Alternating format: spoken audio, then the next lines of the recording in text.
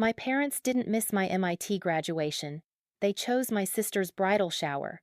The text came at 6:14 a.m., blue screen glow in my dorm darkness. Can't make it today. Sarah's shower is at a vineyard we already paid for. Here's $50 for lunch. You understand. $50 for 4 years at MIT. By 10 a.m., I placed a white rose on my mother's empty chair, MIT Kresge Auditorium, front row, seat 8, cold metal under June sun. Around me, 1,049 families embraced graduates. In front of me, two shadows where mine should have stood. I didn't post anything. My roommate's father did those empty seats, that white rose, the $50 Venmo receipt, 2.1 million views by evening. Dad's engineering firm saw it. Mom's entire book club. Then her phone started ringing. The email arrived at 5:47 p.m. on a Thursday in March. I was sitting in the engineering library, 4th floor, corner desk by the window that overlooked the Charles River. I'd claimed that spot sophomore year and defended it like territory ever since. My laptop screen had been open to the same web page for 6 hours, the MIT admissions portal refresh button worn out from my anxious clicking. When the notification finally appeared, my hands shook so violently I almost knocked my coffee across the keyboard. Congratulations, Elena Chen. You have been accepted to the Massachusetts Institute of Technology, class of 2024. I read it 3 times before the words stopped looking like a foreign language. Then I saw the second paragraph, the one that made my chest cavity feel like it might crack open. We are pleased to offer you the Presidential Scholarship, a full-ride merit award covering tuition, fees, room, and board for 4 years. Total value, $312,000. $312,000. I'd spent the last 4 years of high school working toward this moment. Every late night, every weekend sacrificed, every social event. I'd skipped to study for another AP exam.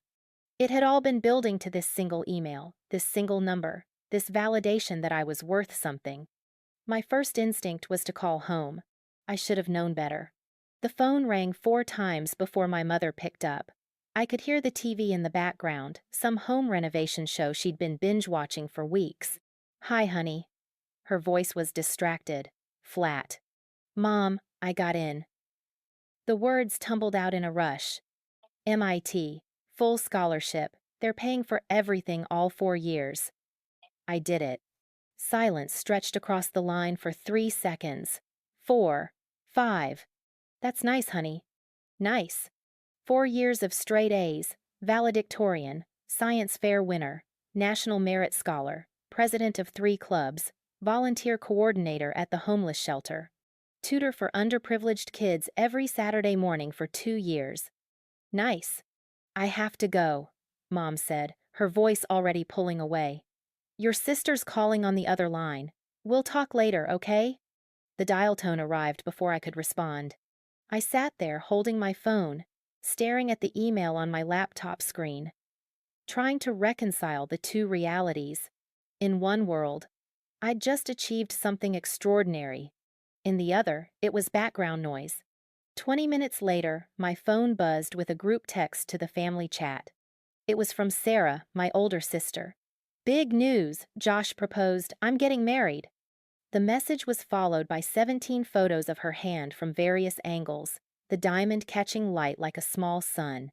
Then a photo of her and Josh at some upscale restaurant, champagne glasses raised, faces glowing with that particular brand of joy that looks like it was manufactured for Instagram. Within seconds, the chat exploded. "Mom, oh my God, my baby girl, I'm crying." "Dad, congratulations, princess. We're so proud of you." "Mom, I'm calling everyone right now. This is the best day of my life." "Dad, Josh, welcome to the family, son. You're getting a gem." I watched the messages pile up. 30 texts in 5 minutes. 40, 50. Family members I barely remembered chimed in with congratulations and heart emojis. My aunt posted a gif of champagne bottles popping. I scrolled up to see if anyone had acknowledged my message from 20 minutes earlier. I'd sent it right after Mom hung up on me. Got into MIT with full scholarship. $312K. Zero responses. Not one. I sat in that library corner as the sun set over the Charles River, watching my family celebrate my sister's engagement with the kind of enthusiasm I'd spent my entire childhood craving. The sky turned orange, then pink, then purple. Other students packed up their bags and left for dinner. The library emptied around me. At 9:34 p.m., my phone buzzed again. "Dad, that's great, Elena. Proud of you." 7 words. No exclamation points. No emojis. No follow-up questions. I turned my phone off and went back to my dorm room, where my roommate Priya took one look at my face and opened a bottle of cheap wine we'd been saving for celebration. We drank it in silence while I cried into her shoulder, trying to explain why the best day of my academic life felt like drowning. "They've always been like this," I finally said, my voice thick and strange. "I just keep thinking it'll change." Priya squeezed my hand. She'd heard enough of my family stories by then to know that hope was its own kind of torture. That night, alone in my bed, I promised myself MIT would be different. 4 years away from home. 4 years to build a life where my accomplishments mattered. 4 years to become someone they couldn't ignore. I convinced myself that when I walked across that graduation stage in 4 years, diploma in hand, honors cords around my neck, the weight of a MIT degree behind my name, they'd finally see me. I was wrong. But I didn't know that yet. On that March evening, I still believed that achievement was currency in my family. That if I just worked harder, climbed higher, proved myself more definitively, the love I'd been chasing my entire life would finally catch up. 3 days later, I received a package in the mail. Inside was a card from my parents, the kind you buy in bulk from Target. Generic, "Congratulations," printed in gold foil script. Inside, in my mother's rushed handwriting, "Proud of you, honey. Here's a little something to celebrate." Tucked inside was a $50 gift card to Starbucks. The same week, I watched my parents throw an impromptu engagement party for Sarah at our house. I saw the photos on Facebook: catered food, champagne fountain, a custom cake with Josh and Sarah's faces printed in frosting. The guest list included 127 people. I counted. I wasn't invited. "It was last minute," Sarah explained when I called her, hurt leaking through every word. "Mom just threw it together. You understand, right? You're so busy with school anyway." I said I understood. I was getting good at lying to myself. My family operated on a system I didn't understand until I was too deep inside it to escape. There were 4 of us: Robert and Linda Chen, my parents; Sarah, 28, the golden child; and me, Elena, 22, the spare. It wasn't always obvious. That's the insidious part about favoritism. It disguises itself as reasonable preferences, circumstantial timing, personality compatibility. For years, I accepted the explanations. "Sarah's more social. That's why we take her to events. You're so independent, Elena. You don't need us the same way. We're not playing favorites. We love you both equally." But love isn't supposed to have a spreadsheet, and if you'd tracked the numbers, the pattern was undeniable. When Sarah turned 16, my parents threw her a party at the country club. I found the invoice years later while looking for tax documents. $8,400 for a 5-hour event. There were ice sculptures, a professional DJ, a cake that cost more than our monthly grocery bill. Sarah wore a custom dress from a boutique in Boston, her hair and makeup done by professionals who arrived in a van. When I turned 16, we went to Olive Garden. 6 people total: my parents, Sarah and her boyfriend at the time, me, and my one friend they'd allowed me to invite. We ordered from the lunch menu to save money. Mom had a coupon. I wore a dress from Target that I'd bought with my own babysitting money. When I pointed out the disparity years later, Mom's response was immediate. Sarah's party was a milestone. Sweet 16s are a big deal. We were in a different financial place then. Different financial place. as if 6 years had transformed their economic reality so completely that they could justify an $8,400 party for one daughter and unlimited breadsticks for the other. The pattern continued through high school. Sarah played volleyball. Badly. She spent 2 seasons on junior varsity, mostly warming the bench, complaining about practice. My parents attended every game home and away. They bought team shirts. They organized parent fundraisers. They commissioned a professional photographer to document her senior night, where she played for 6 minutes total. I was valedictorian. The graduation ceremony was June 8th at 6 p.m. I was giving the commencement speech 7 minutes I'd spent 2 months writing and rehearsing. I'd submitted the final draft to the principal 3 weeks in advance. I'd told my parents the date in January. They arrived at 6:47 p.m. I was already off the stage by then, sitting in my assigned seat in the auditorium, watching other families take photos while trying to keep my face neutral. They'd missed my speech. They'd missed me walking across the stage.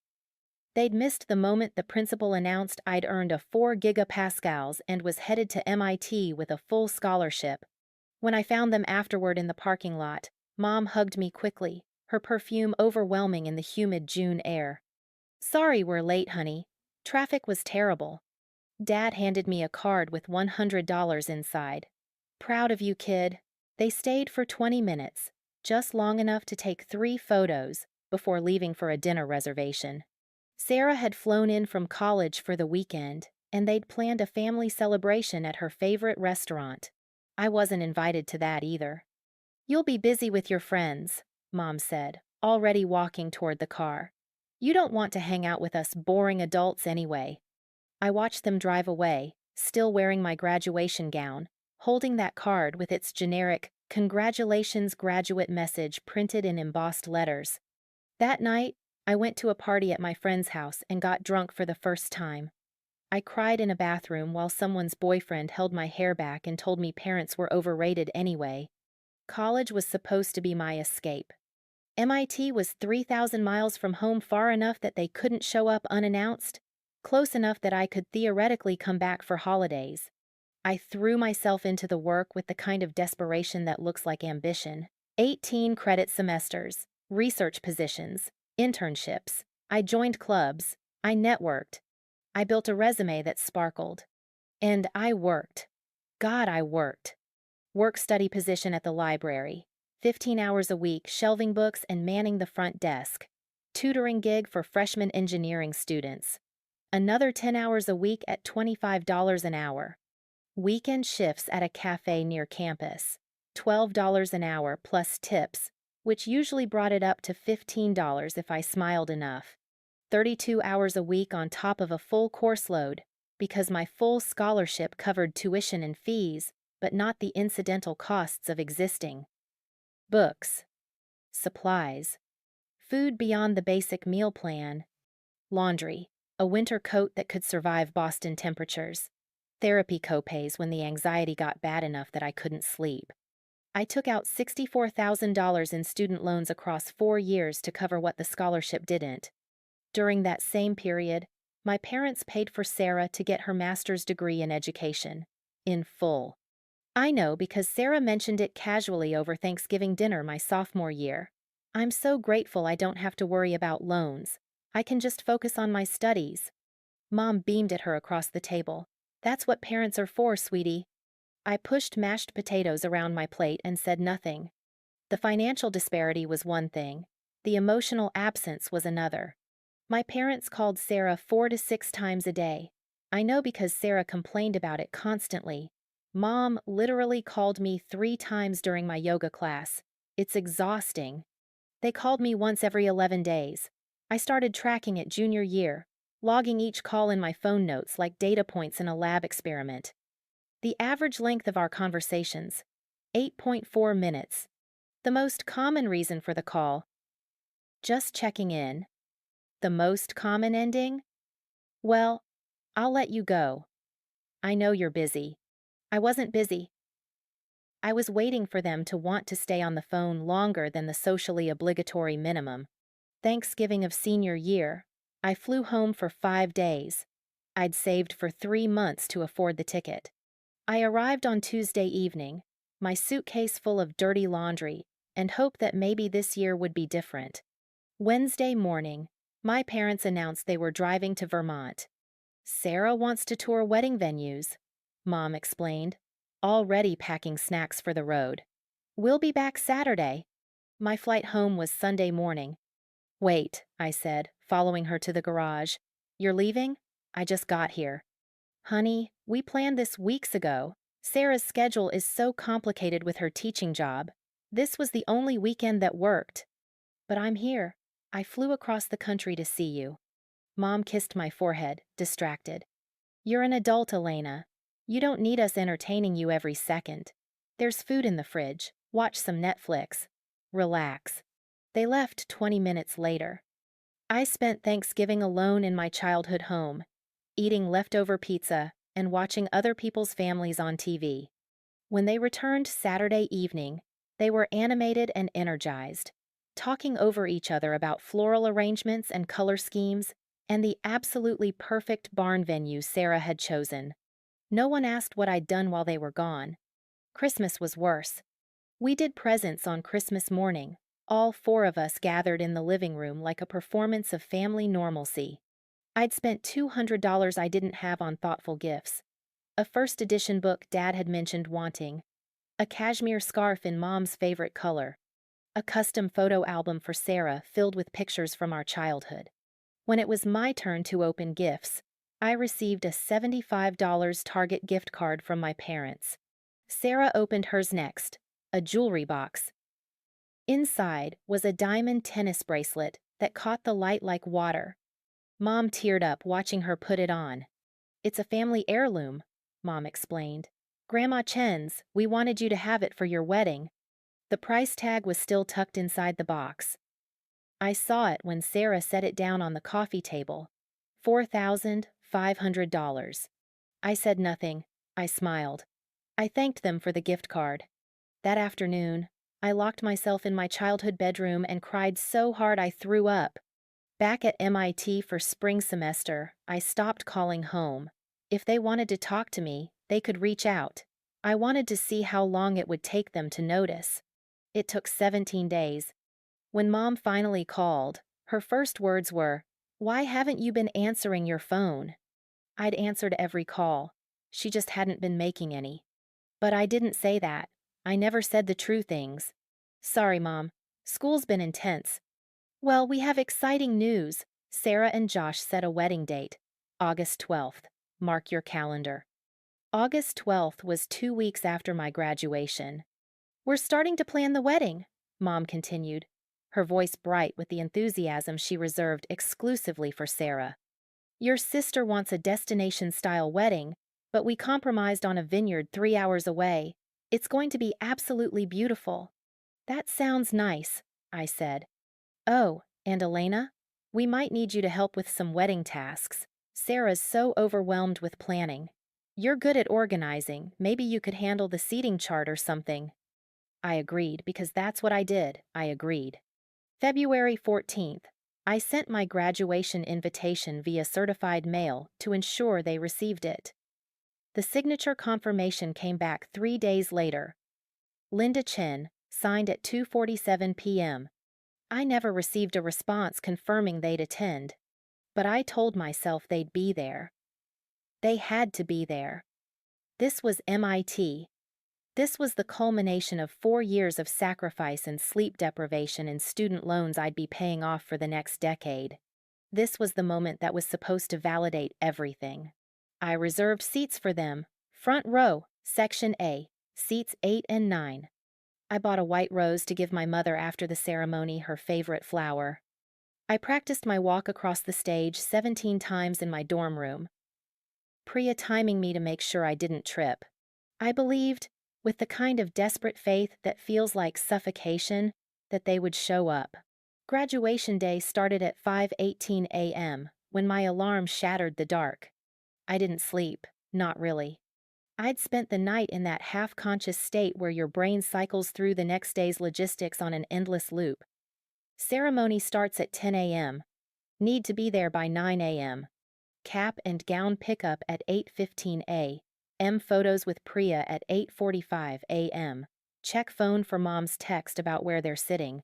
I showered in the communal bathroom, the water scalding enough to turn my skin pink. My hands shook while I dried my hair. Nerves, I told myself. Normal graduation nerves. Priya knocked on my door at 6:30 a.m. with coffee and a bagel I was too nauseous to eat. "You're going to be amazing," she said, watching me try on my cap for the third time. Elena Chen, MIT graduate. It sounds good, doesn't it? It did sound good. It sounded like someone else's life. At 6:14 a.m., my phone buzzed with a text message. I almost didn't look. I was adjusting my honors cords in the mirror, trying to make them lay flat across my chest. But the phone was sitting on my desk, face up, and the notification lit up the screen. "Mom, Elena, honey, we have bad news." My stomach dropped so fast I felt it in my knees. I picked up the phone with hands that had gone cold. "Mom, we can't make it to your graduation today. Sarah's bridal shower is at a vineyard, and we already paid the deposit. It's non-refundable. The timing just didn't work out. We're so sorry. Here's a little something for lunch. Congratulations, sweetheart. We're proud of you." 6 seconds later, a Venmo notification. "Linda Chen sent you $50. The note attached, treat yourself today." I read the messages 3 times, then a fourth. Then I opened the Venmo app and stared at that $50 payment, the red notification banner glowing like a wound. Priya was saying something behind me. Her voice sounded underwater, distorted and far away. I felt her hand on my shoulder, but my body had gone numb in that specific way that precedes total collapse. "Elena, what's wrong?" I handed her my phone without speaking. She read the messages. Her face went through 3 distinct stages: confusion, disbelief, rage. "Are you fucking kidding me?" I still couldn't speak. Words had become a foreign concept, something other people did with their mouths and breath and vocal cords. I stood in the middle of my dorm room in my graduation gown, cap in hand, and felt the architecture of my hope disintegrate. 4 years. 4 years of telling myself this moment would matter. 4 years of believing they'd show up. "Elena, say something." Priya's voice was sharp now, urgent. "Talk to me." "They're not coming," I finally said. The words came out flat, mechanical. "They chose her bridal shower. Her bridal shower." Priya repeated it like she was testing the phrase for structural integrity. "Her fucking bridal shower. Her fucking bridal shower." The deposit was non-refundable. I don't give a shit about the deposit. But I did. I gave a shit about the deposit. I gave a shit about every excuse they'd ever fed me, every rationalization, every "we'll make it up to you" that never materialized. I'd spent 22 years swallowing their explanations like medicine, convincing myself that if I just understood their perspective, the pain would make sense. It didn't make sense. It never made sense. "I need to get to the ceremony," I said, my voice eerily calm. "We should go." "Elena, please, I just need to get through today." Priya drove us to MIT Kresge Auditorium in silence.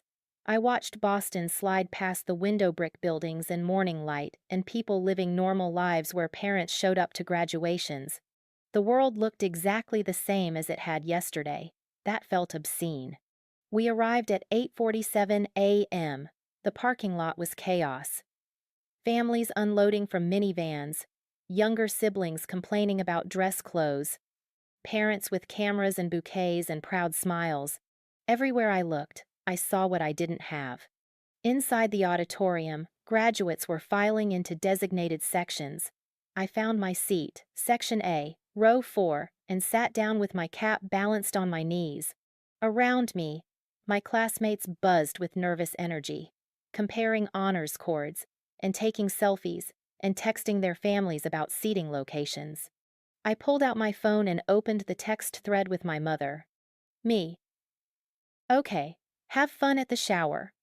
3 dots appeared immediately. Disappeared. Appeared again. "Mom, "We love you, honey. Take lots of pictures." I turned my phone off. At 9:15 a.m., I walked to the front section where families were sitting. Section A. Row 1. I'd reserved seats 8 and 9 weeks ago, paid the $15 reservation fee, marked them with little placards that said, "Reserved for Chen family." The seats were empty. I stood there holding a white rose I'd bought the day before my mother's favorite flower, the one I'd planned to give her after the ceremony. The cellophane wrapper crinkled in my grip. Other families filled in around me. A mother was crying 3 seats away, dabbing at her eyes with a tissue while her husband rubbed her back. 2 rows behind, a father was setting up a professional camera on a tripod, testing angles. I placed the white rose on seat 8. The metal was cold under my fingers. The auditorium was filling up 1,049 people, according to the program. Sunlight streamed through the high windows, turning dust motes into golden constellations. It was a beautiful day. I wanted to die. I went back to my assigned seat and tried to breathe. The ceremony started at 10 a.m. exactly. Processional music. Welcome speech. Invocation. I stood when we were supposed to stand, sat when we were supposed to sit, clapped when we were supposed to clap. I was a puppet going through the motions, my strings pulled by social obligation and institutional routine.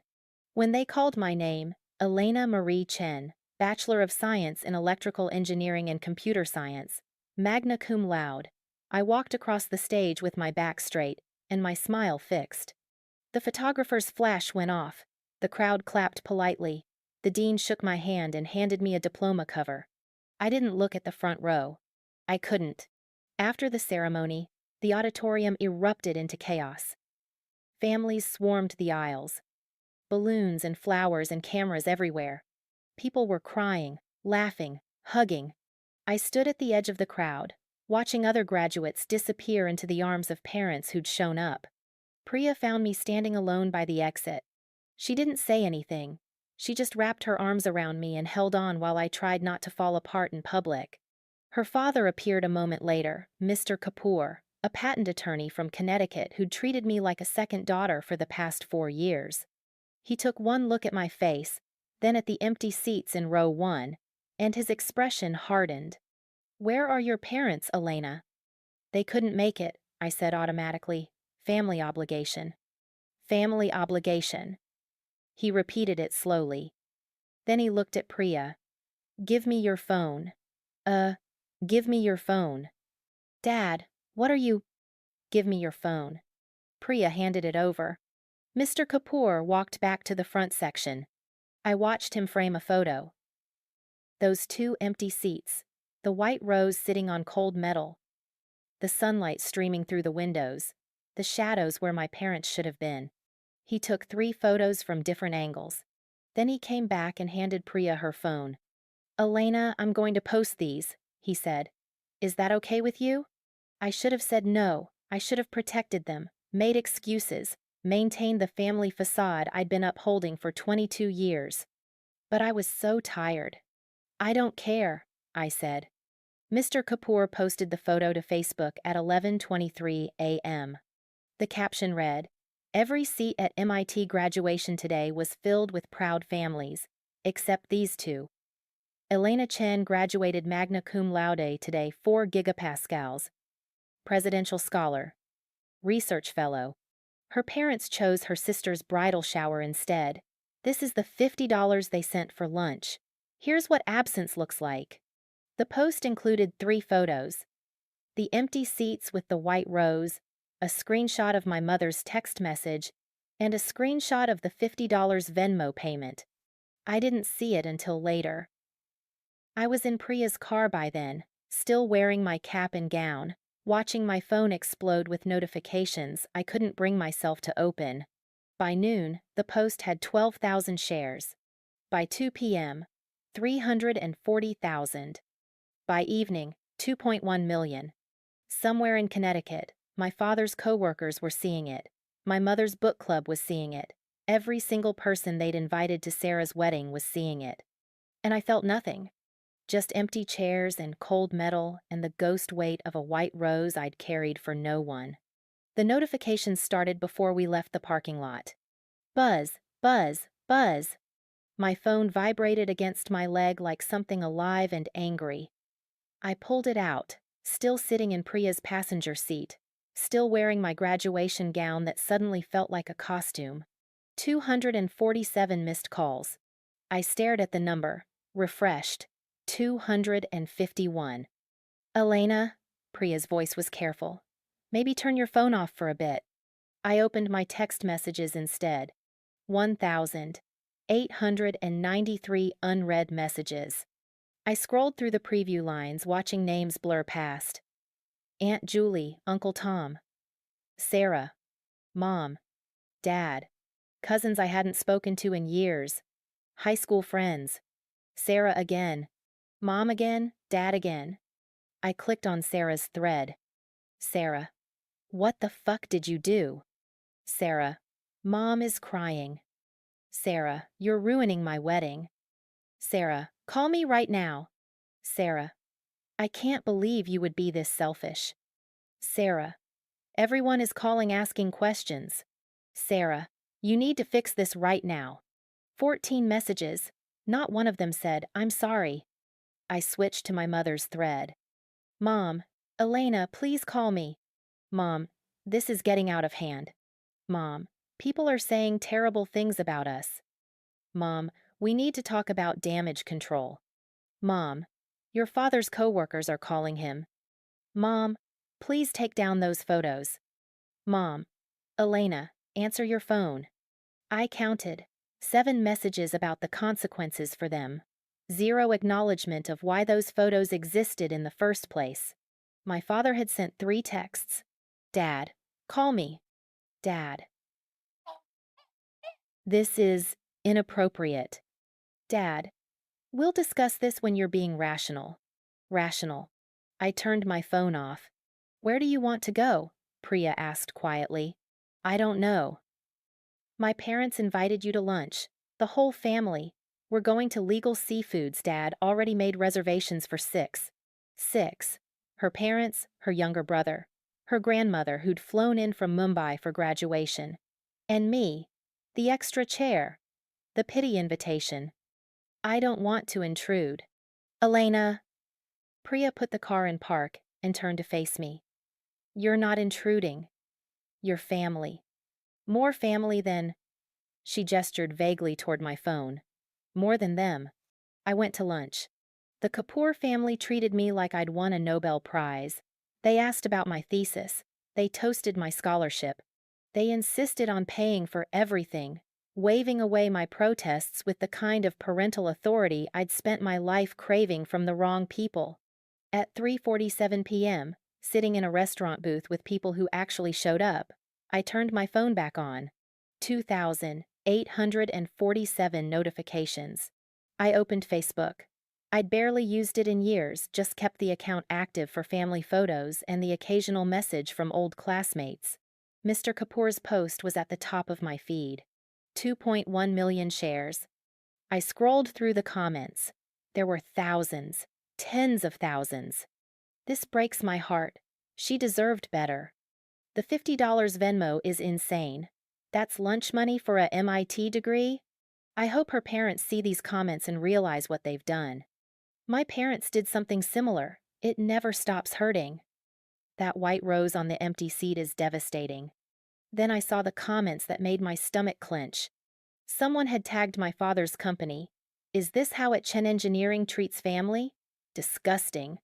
Someone else had found my mother's book club page. Linda Chen is a member here. Maybe ask her why she missed her daughter's MIT graduation. A third comment linked to Sarah's wedding website, the sister they chose instead. The post had escaped containment. It wasn't just viral, it was nuclear. I kept scrolling, watching strangers dissect my family dynamics with forensic precision. Some comments were supportive, others were vicious. A few were disturbingly accurate about dynamics they couldn't possibly know. Then I saw a comment that stopped me cold. It was from my cousin Marcus, my father's nephew. I've watched this favoritism for years. Elena's not exaggerating. There's more to this story. A lot more. I clicked on his profile. Sent a message. Me. What do you mean, more? The three dots appeared immediately. Marcus. Can you talk? Like actually talk? Not text? Me. Yes. 60 seconds later, my phone rang. Elena. Marcus's voice was tight. Are you sitting down? I'm at a restaurant. What's going on? I need to ask you something, and I need you to not freak out, okay? My pulse accelerated. Okay. Have you checked your parents' Venmo history? The question landed like a brick through a window, unexpected and immediately destructive. No. Why would I? Check it, Marcus said. Right now. Go back 18 months. Look at their payments to Sarah. Marcus, what? Just do it. Then call me back. He hung up. I sat in that restaurant booth, surrounded by the Kapoor family's happy chatter, and opened the Venmo app with hands that had started shaking again. I pulled up my parents' profiles. Their transactions were public, they'd never bothered to change the privacy settings. I scrolled back. 1 month. 2 months. 6 months. Then I started seeing the payments. $8,200 to Bella's Bridal Boutique. $34,000 to Rosewood Estate and Vineyard. $18,500 to Lombardi Catering. $6,800 to Lux Floral Design. $12,400 to Dream Wedding Photography. Every single payment had a note. Most included emojis. For our princess, Sarah's big day. Making dreams come true. I kept scrolling. The payments went back 18 months. Regular, substantial, relentless. I added them up 3 times, convinced I'd made a mistake. $127,400. $127,400. Spent on my sister's wedding over 18 months. While I was working 32 hours a week to afford textbooks. While I was taking out loans to cover living expenses. While I was eating ramen for dinner 4 nights a week to make my budget work. They'd spent $127,400 on Sarah's wedding. They'd sent me $50 for my MIT graduation. The ratio was so obscene I started laughing. The kind of laugh that sounds like breaking. Priya's hand was on my shoulder. Elena, what's wrong? I turned my phone toward her. Showed her the number. Watched her face go through the same progression mine had. Confusion. Calculation, comprehension, rage. Oh my God. There's more, I said, my voice strange and distant. I pulled up another transaction, then another, then another. Every payment had been made during a specific period of my life. I could map them to my own timeline like coordinates on a graph. $34,000 venue deposit.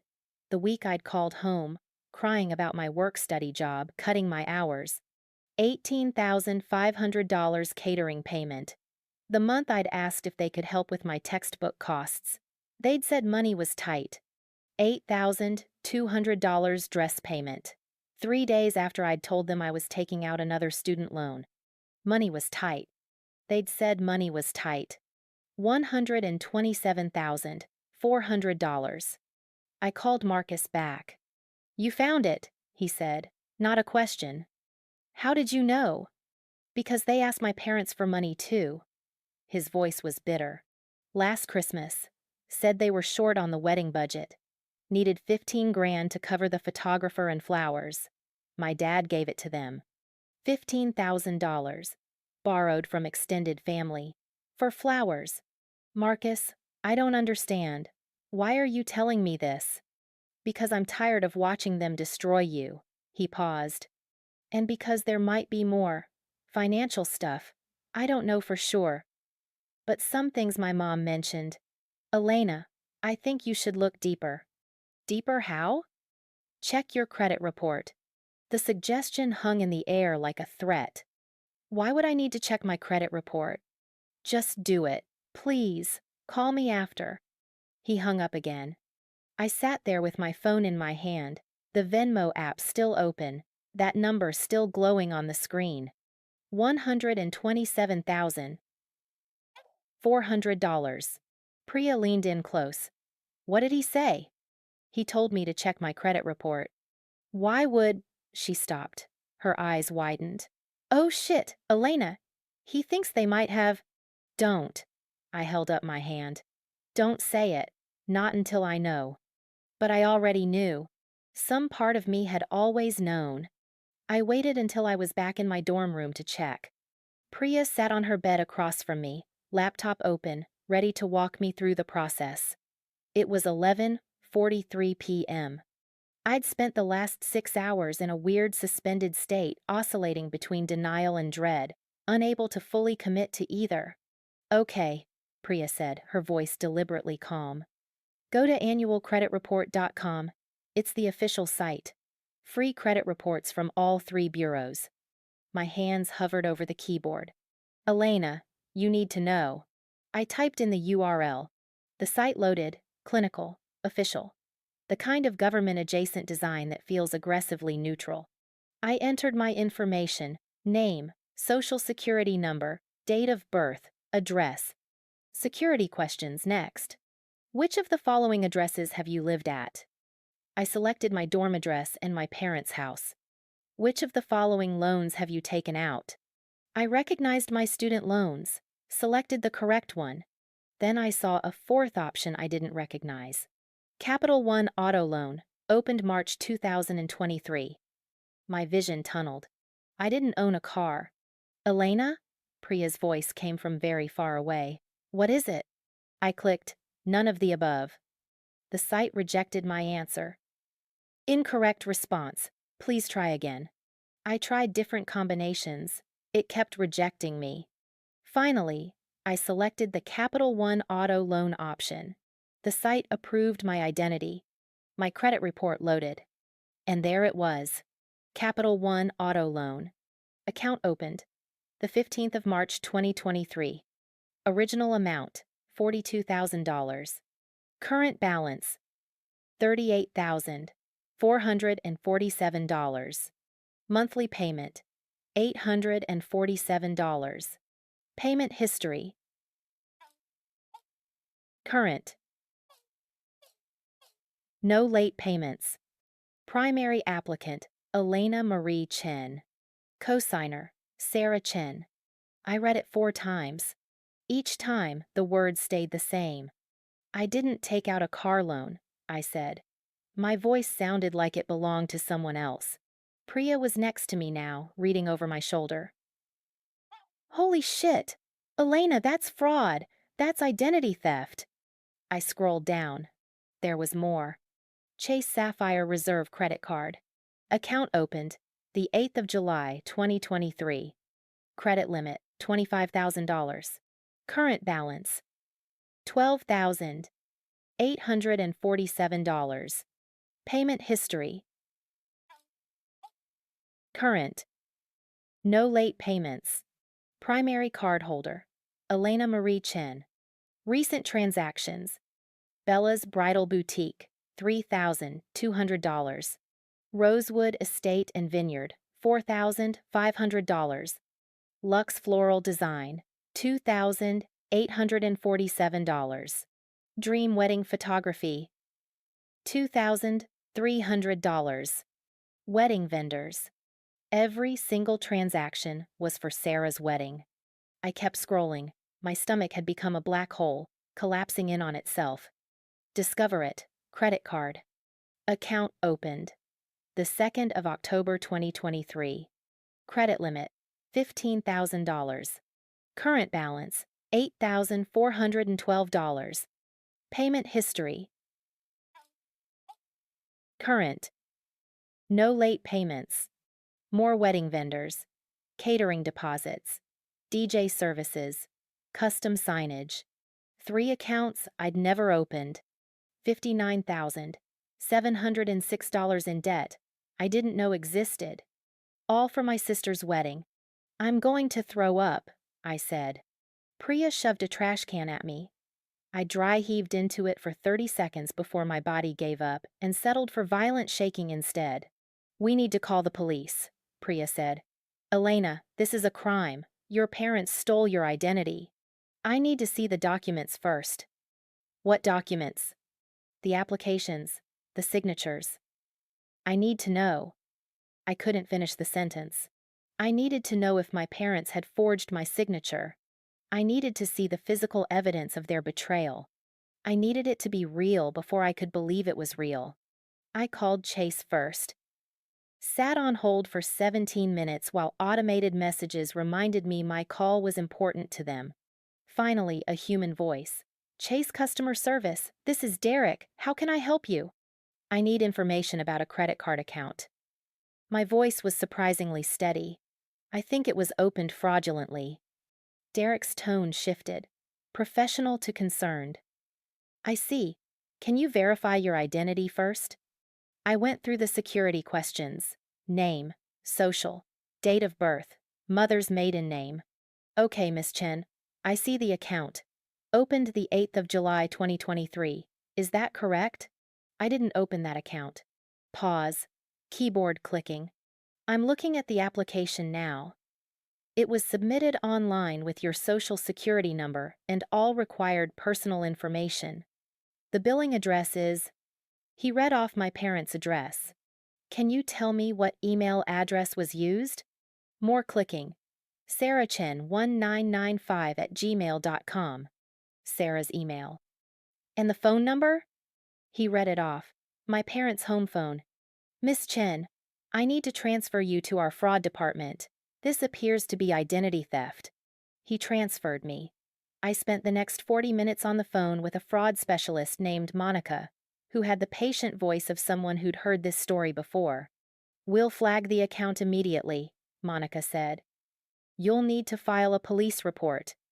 We'll also need you to submit an identity theft affidavit. I'm sending the forms to your email now. Can you tell me who's been making the payments?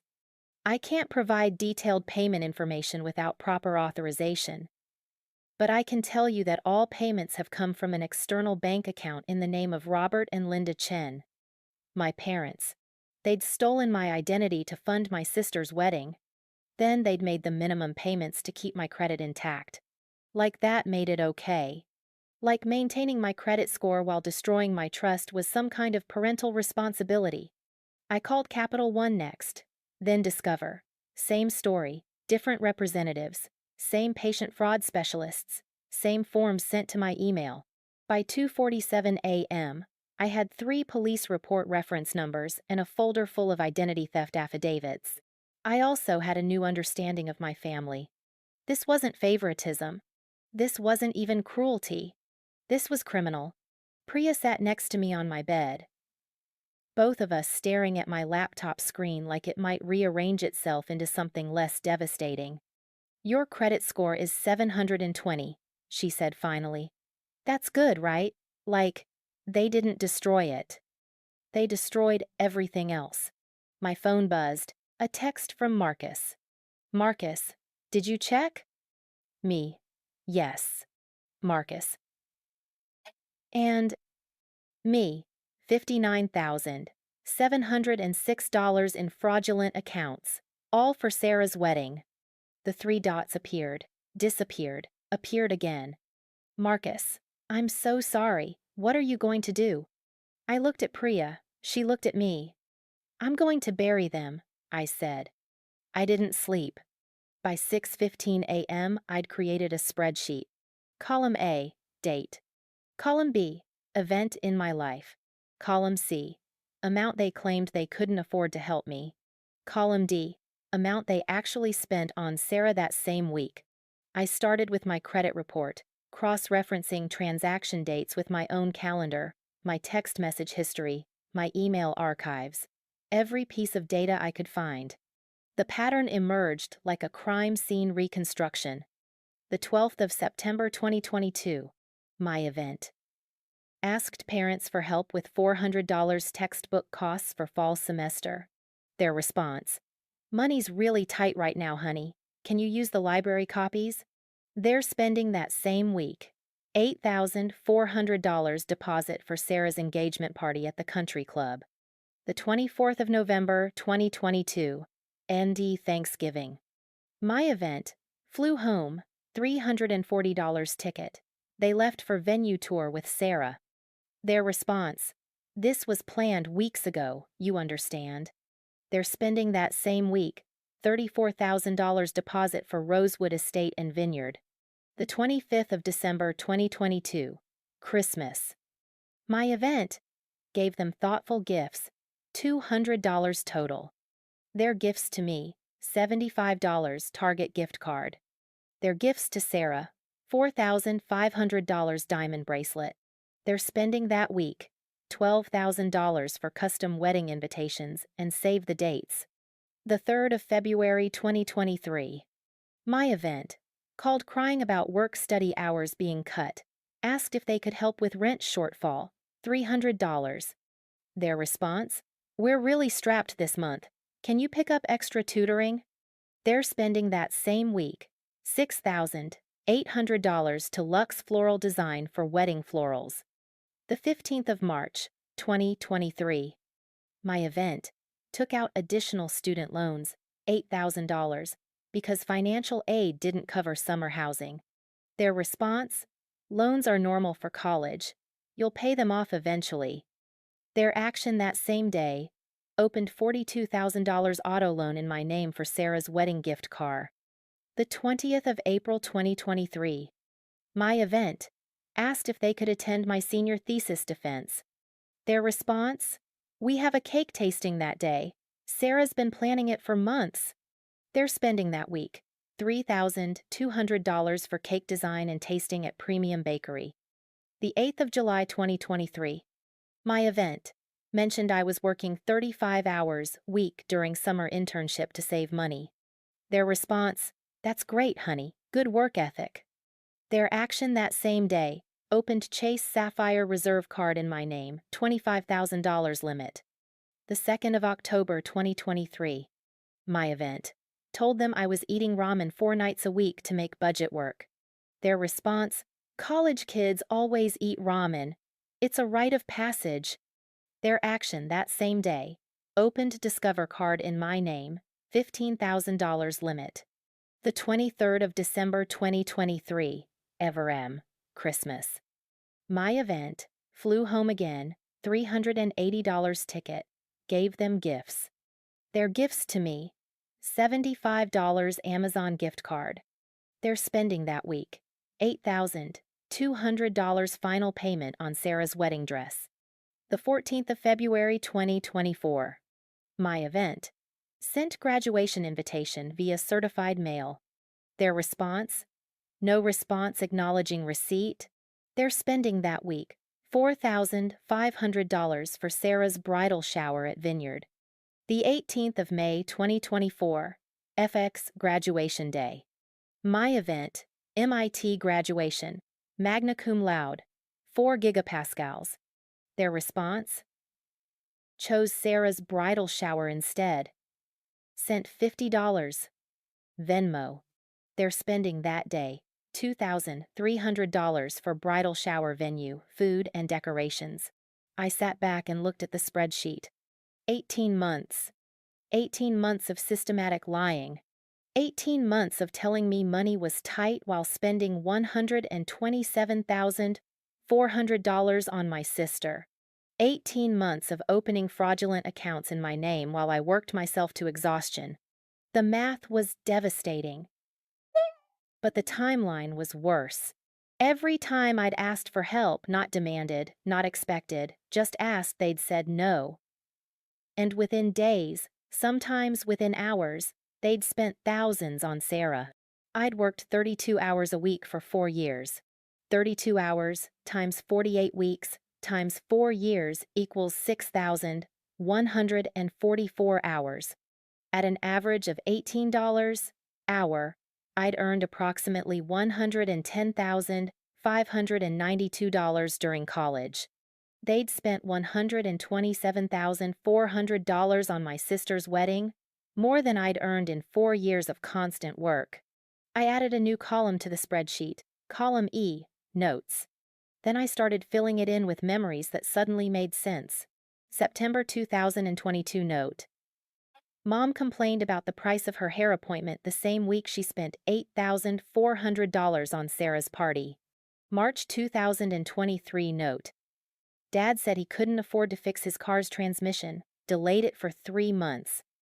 Same month as the $42,000 auto loan fraud. July 2023 note. Mom mentioned they were cutting back on groceries to save money. Same week as the $25,000 credit card fraud. December 2023 note. Dad said they couldn't afford to fly out for my thesis presentation because flights were too expensive. Same week as the $8,200 dress payment. They hadn't just prioritized Sarah. They'd performed poverty while committing fraud. They'd complained about money to my face while opening credit cards in my name behind my back. My phone buzzed. Another text from Marcus. Marcus. Are you okay? That's a stupid question. I mean, are you physically okay? Have you eaten? Me. I'm fine. Working on something.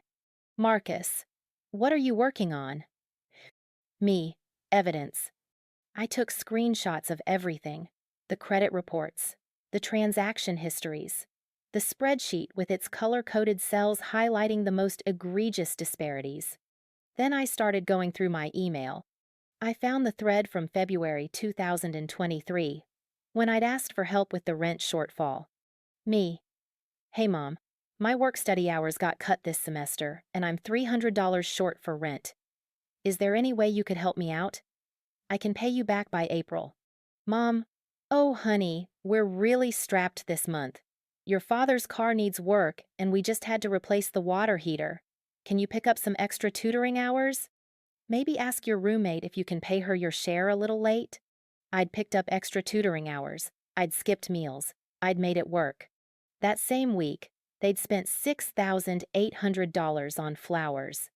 I found another email thread from April 2023. Me.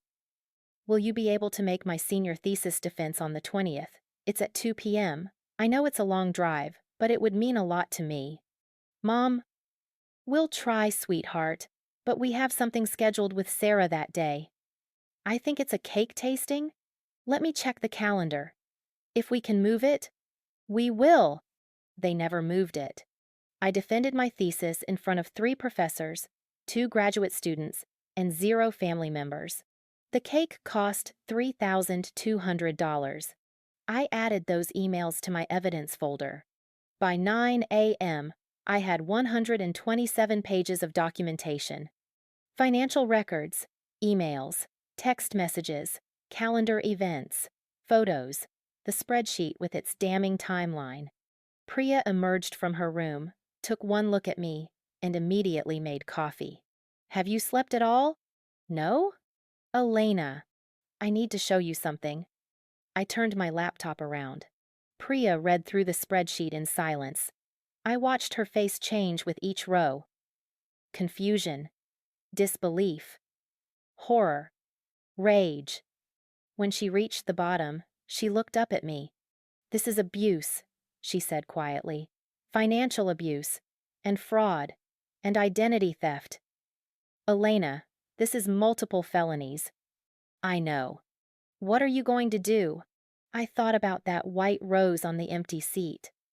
I thought about 4 years of ramen dinners and sleepless nights, and working myself to exhaustion while my parents told me money was tight.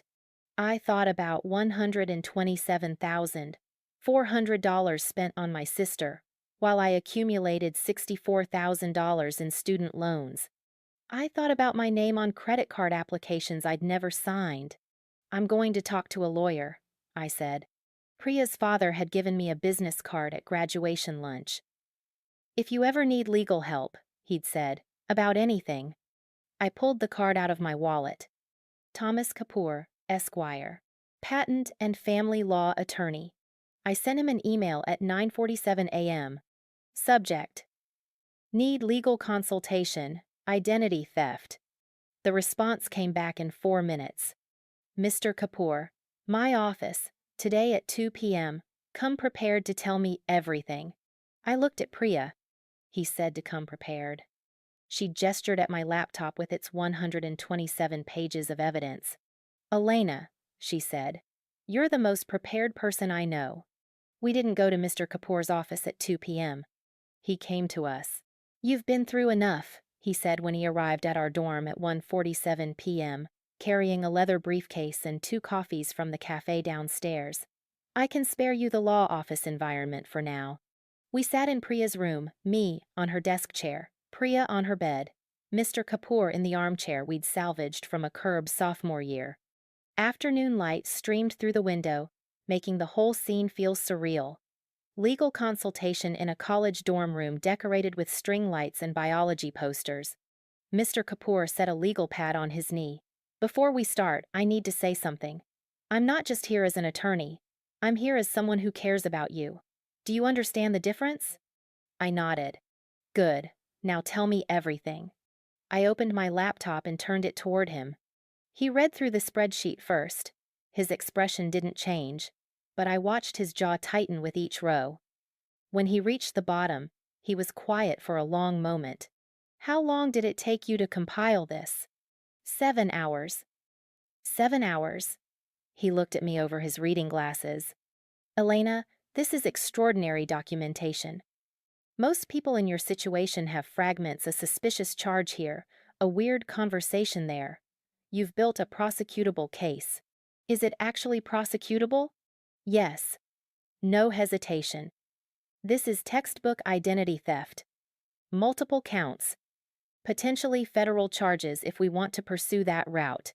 The word federal hit like a physical thing. Walk me through the discovery, Mr. Kapoor said. When did you first suspect?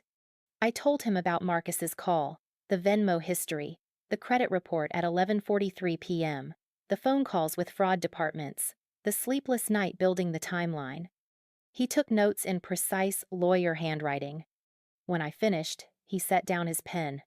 I need to ask you something difficult, he said, and I need you to be honest. Do you want to pursue criminal charges against your parents? The question hung in the air. Priya's hand found mine. I don't know, I said finally. I don't know what I want. I just know I can't pretend this didn't happen. That's fair. Mr. Kapoor leaned forward. Let me explain your options. First, the civil route. We can sue for damages, get these debts removed from your name, force them to pay restitution. This doesn't involve criminal prosecution, it's about making you financially whole. And the second option? Criminal charges. Identity theft is a federal crime. If convicted, your parents could face fines and prison time. This route is about punishment and justice, not just financial recovery. Prison time. My mother in an orange jumpsuit. My father in handcuffs. I felt sick. You don't have to decide now, Mr. Kapoor said gently. But Elena, I need you to understand something. What they did isn't borderline. It isn't a gray area. It's fraud. It's theft. It's abuse. And it's been systematic for 18 months. I know. Do you? His voice was kind but firm. Because you're sitting here looking guilty about considering criminal charges against people who stole your identity to fund a wedding. That tells me part of you still thinks you're overreacting. He was right. Some poisonous part of my brain was still doing the math. Was this really bad enough to destroy my family? Was I being dramatic? Would I regret this? Elena, Priya's voice cut through the spiral. Remember what they sent you on graduation day? $50. $50. While wearing thousands of dollars worth of clothes to your sister's bridal shower. While driving the car they bought with a loan in your name. She turned to face me fully. They're not victims here. You are. Your friend is correct, Mr. Kapoor said. And I'll add this. In 30 years of family law practice, I have never seen favoritism this well documented. The timeline alone is damning. The financial fraud makes it criminal. If we take this to court, civil or criminal, you will win. How sure are you? 95%. He paused. The other 5% is accounting for the possibility that they hire an exceptional lawyer and try to claim you gave permission for these accounts. I didn't. I know. But they'll argue it. They'll say it was a miscommunication, a family arrangement, anything to avoid fraud charges. That's why documentation matters. And Elena, you have more documentation than most financial crimes investigators collect. He gestured to my laptop. This spreadsheet? This is Exhibit A. The credit reports? Exhibit B. The email threads? Exhibit C through Z. You've essentially investigated yourself. What happens next? Next, you file a police report. All 3 fraud departments already gave you reference numbers, which helps. Then we file the identity theft affidavits with each creditor. They'll investigate, confirm the fraud, and remove the debts from your name. How long does that take? 4 to 8 weeks typically. During that time, we can also pursue a civil lawsuit for damages, emotional distress, financial harm, any costs you incurred because of their fraud. What about them? I asked. What happens to my parents? Mr. Kapoor's expression softened. That depends on you. If you file criminal charges, the district attorney takes over. It's out of your hands. At that point, the state prosecutes, not you. If you pursue only the civil route, they face financial consequences but not criminal ones. Can I think about it? Of course. But Elena, while you're thinking, I need you to do something for me. What? I need you to stop protecting them. The words hit like a slap. I'm not. You are. His voice was gentle. You're sitting here worried about ruining their lives. Meanwhile, they missed your MIT graduation for a bridal shower. They opened 3 fraudulent accounts in your name. They spent $127,400 on your sister while you ate ramen 4 nights a week, and you're worried about them. Tears burned behind my eyes. They're still my parents.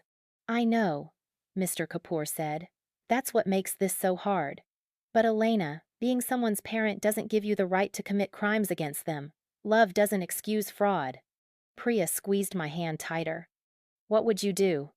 I asked him. If you were me? Mr. Kapoor was quiet for a moment. If I were you? He said slowly. I would file the police report. I would pursue the civil lawsuit. And I would let the district attorney decide whether to file criminal charges. That way, the decision isn't entirely on you. But it is on me. I'm the one who starts it. They started it, Priya said fiercely. 18 months ago. You're just finishing it. Mr. Kapoor stood, collecting his legal pad. I'm going to give you my cell number. When you're ready to move forward, whether that's tomorrow or next month, call me.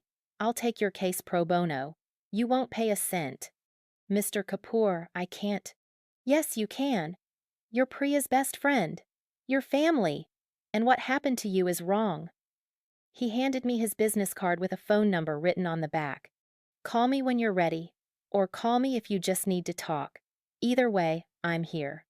After he left, Priya and I sat in silence. What are you thinking? She asked finally. I'm thinking that I want them to hurt the way I hurt. Good. That's not good, Priya. That's vindictive. No, she said firmly. That's justice. I called Mr. Kapoor 3 days later. I want to file the police report, I said, and the civil lawsuit. I'm not ready to decide about criminal charges yet, but I want to start the process. I'll set it up, he said. Can you come to my office tomorrow at 9 a.m.? I could. His office was in downtown Boston, a converted brownstone with law firm names stacked on a brass plaque outside. The reception area had leather furniture and abstract art that probably cost more than my student loans. Mr. Kapoor met me in the lobby. Conference room B, he said, leading me down a hallway lined with framed law degrees. I've asked a colleague to join us. She specializes in identity theft cases. I hope that's okay. We entered a conference room with floor-to-ceiling windows overlooking the harbor. A woman in her 50s stood as we entered, extending her hand. Elena Chen, I'm Rebecca Morrison. Tom's told me about your case. Her handshake was firm, professional. She had the look of someone who'd spent decades in courtrooms and won more often than she lost. We sat around the polished conference table. I pulled out my laptop. I brought everything, I said.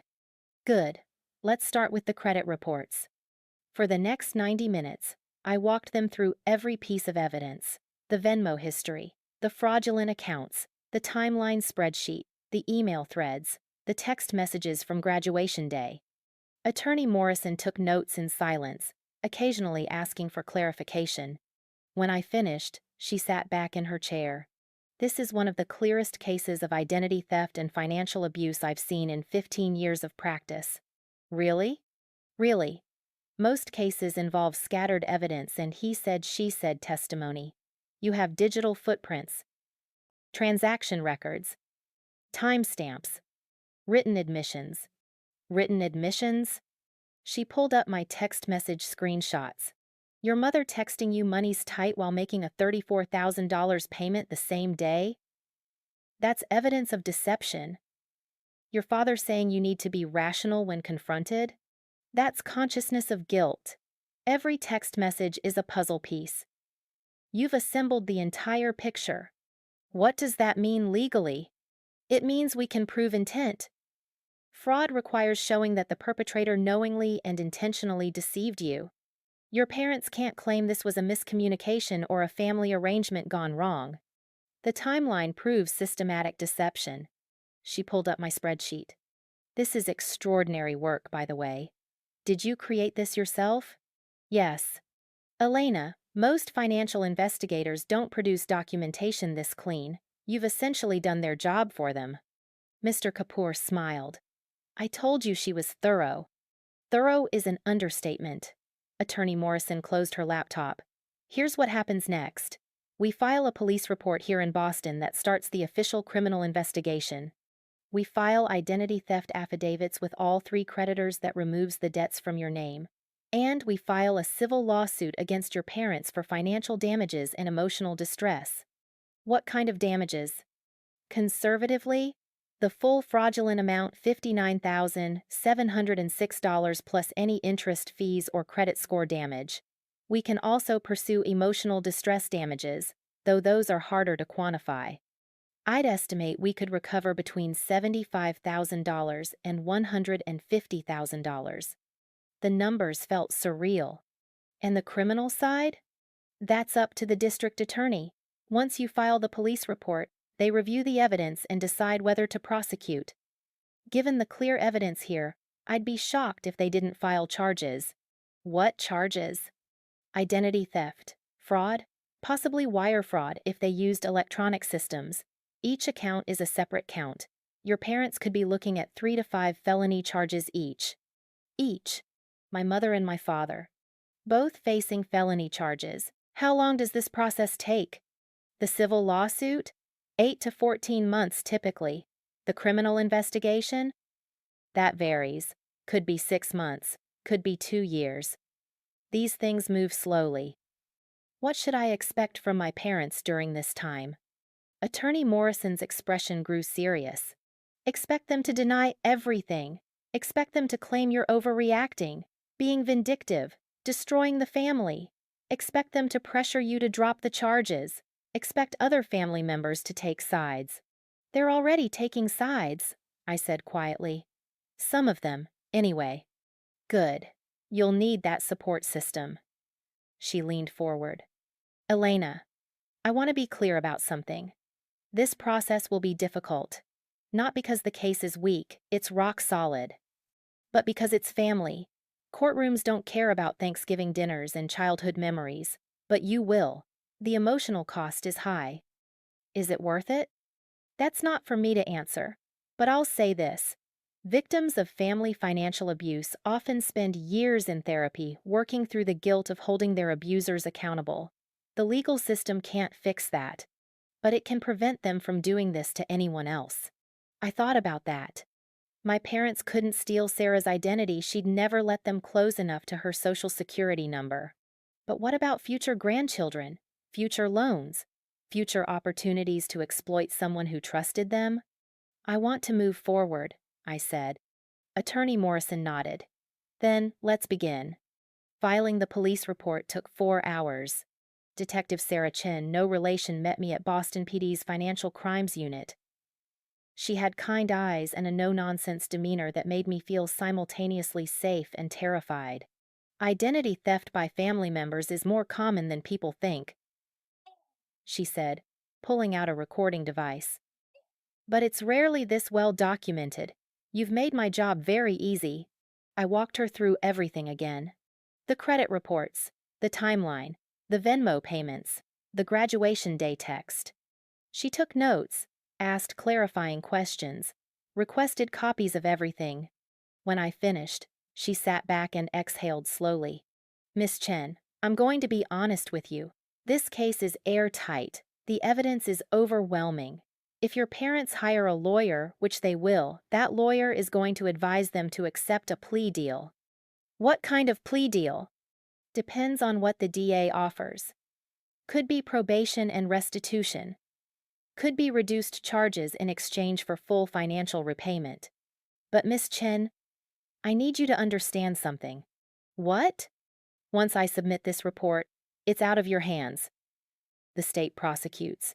You can't drop the charges even if you change your mind. Are you sure you want to proceed? I thought about seat, 8 inches Kresge Auditorium. Cold metal. Empty space. $50. I'm sure. Detective Chen filed the report. Case #2024 to 7831. Identity theft. Multiple counts. 2 suspects, Robert Chen and Linda Chen. The next day, I filed identity theft affidavits with Capital One, Chase, and Discover. Each form was 6 pages long. Each required a notarized signature. Each asked the same questions in slightly different language. Did you authorize this account? No. Did you receive any benefit from this account? No. Do you know who may have opened this account? Yes. My parents. Are you willing to cooperate with law enforcement? Yes. The notary, a tired woman at the UPS store, looked at me with something like pity when she stamped the third form. Family? She asked. How did you know? 20 years of notarizing documents. You get a sense. She handed me the forms. Good luck, honey. I mailed them certified mail, return receipt requested, just like my graduation invitation. The receipts came back within a week. Capital One. Received the 27th of May, 2024. Chase. Received the 28th of May, 2024. Discover. Received the 29th of May, 2024. Each creditor assigned a case manager. Each case manager called to confirm details. Each conversation was recorded for quality assurance purposes. We'll complete our investigation within 30 days, the Chase representative said. If we confirm fraud, we'll remove the debt from your credit report and pursue collection from the actual perpetrators. The actual perpetrators. My parents. While the creditors investigated, I expanded my evidence folder. Marcus sent me his parents' bank records. The $15,000 loan my parents had requested to help with Sarah's wedding. The note on the transfer said, for flowers and photography. We'll pay back by December. They'd never paid it back. I added it to the folder. My Aunt Julie called on June 2nd. Elena, honey, I saw what's happening. With the viral post and everything. I need to tell you something. What? Your parents asked me for money too. Last March, said they were short for Sarah's dress. I sent them $2,500. Did they pay you back? Silence. No, she said quietly.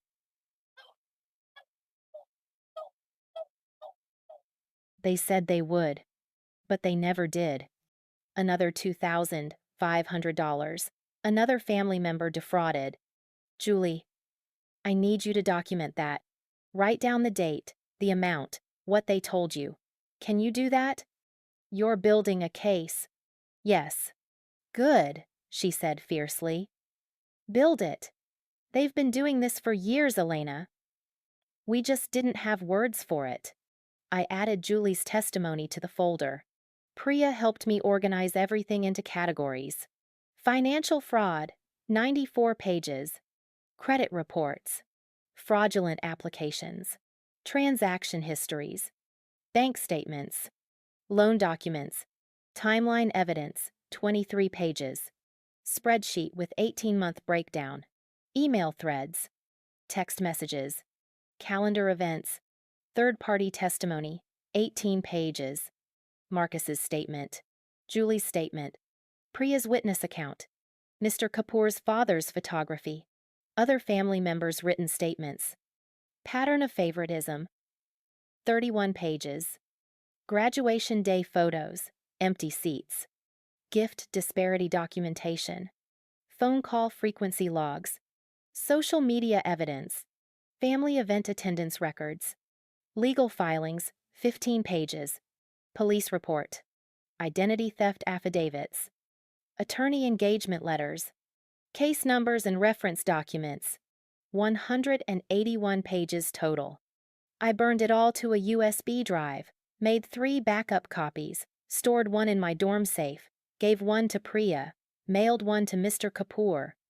If something happens to the originals, I told Priya, we have backups. What do you think is going to happen? I don't know. But my parents have proven they're willing to commit fraud. I'm not taking chances. On June 8th, exactly 3 weeks after graduation, I received a call from Chase. Miss Chen, this is Monica from the fraud department. We've completed our investigation of account #447WO. We've confirmed this was fraudulent activity. The account has been closed, and the debt has been removed from your credit report. What happens to the balance? We're pursuing collection from the authorized parties in this case, the individuals who made payments on the account, your parents. Will they be arrested? That's a law enforcement matter. We're focused on financial recovery. But Miss Chen, we will be filing our own fraud report with the authorities. This is standard procedure for confirmed identity theft. Capital One called the next day. Same message. Discover called the day after that. 3 confirmed fraud investigations. 3 debts removed from my name. 3 separate creditors pursuing my parents for repayment.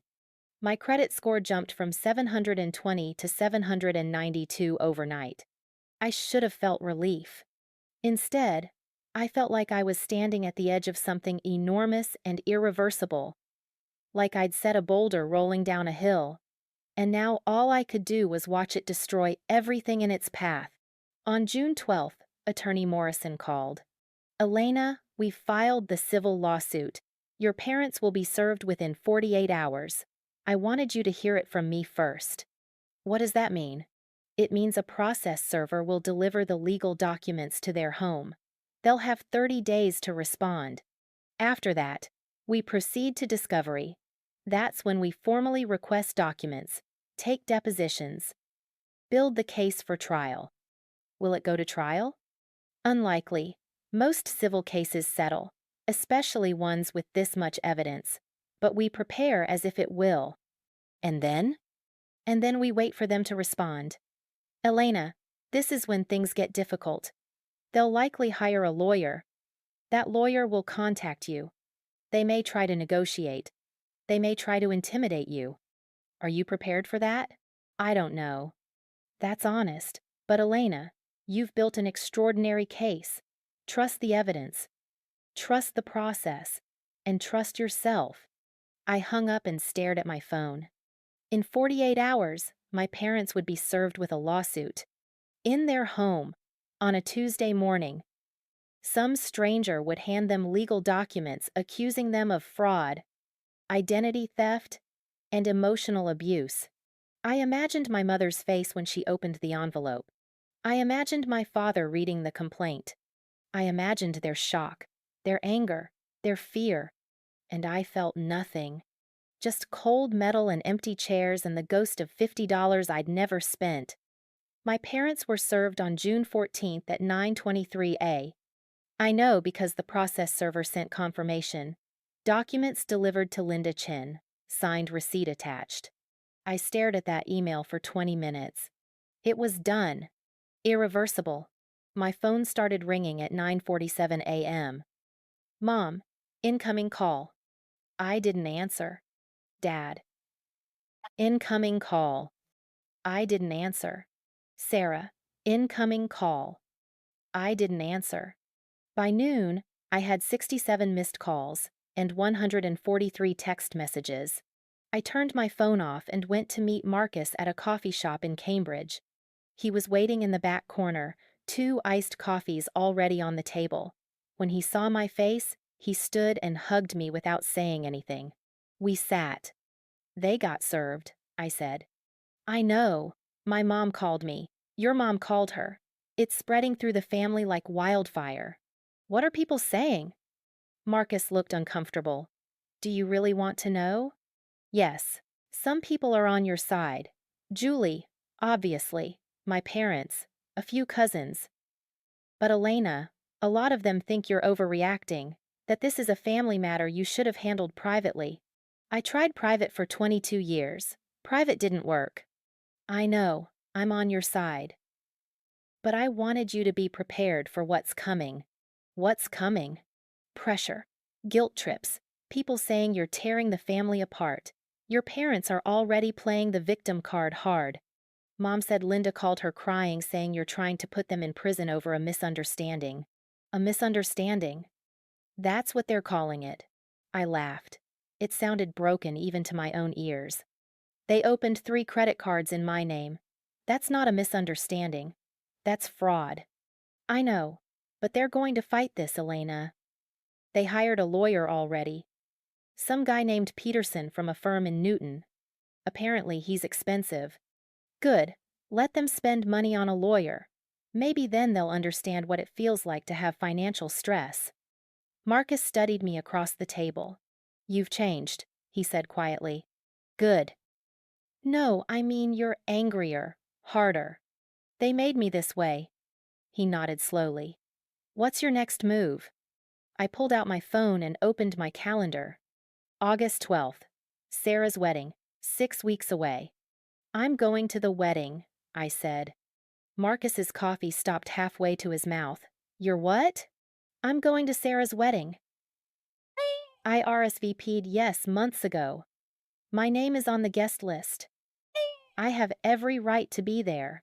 Elena, that's a terrible idea. Why? Because they'll destroy you.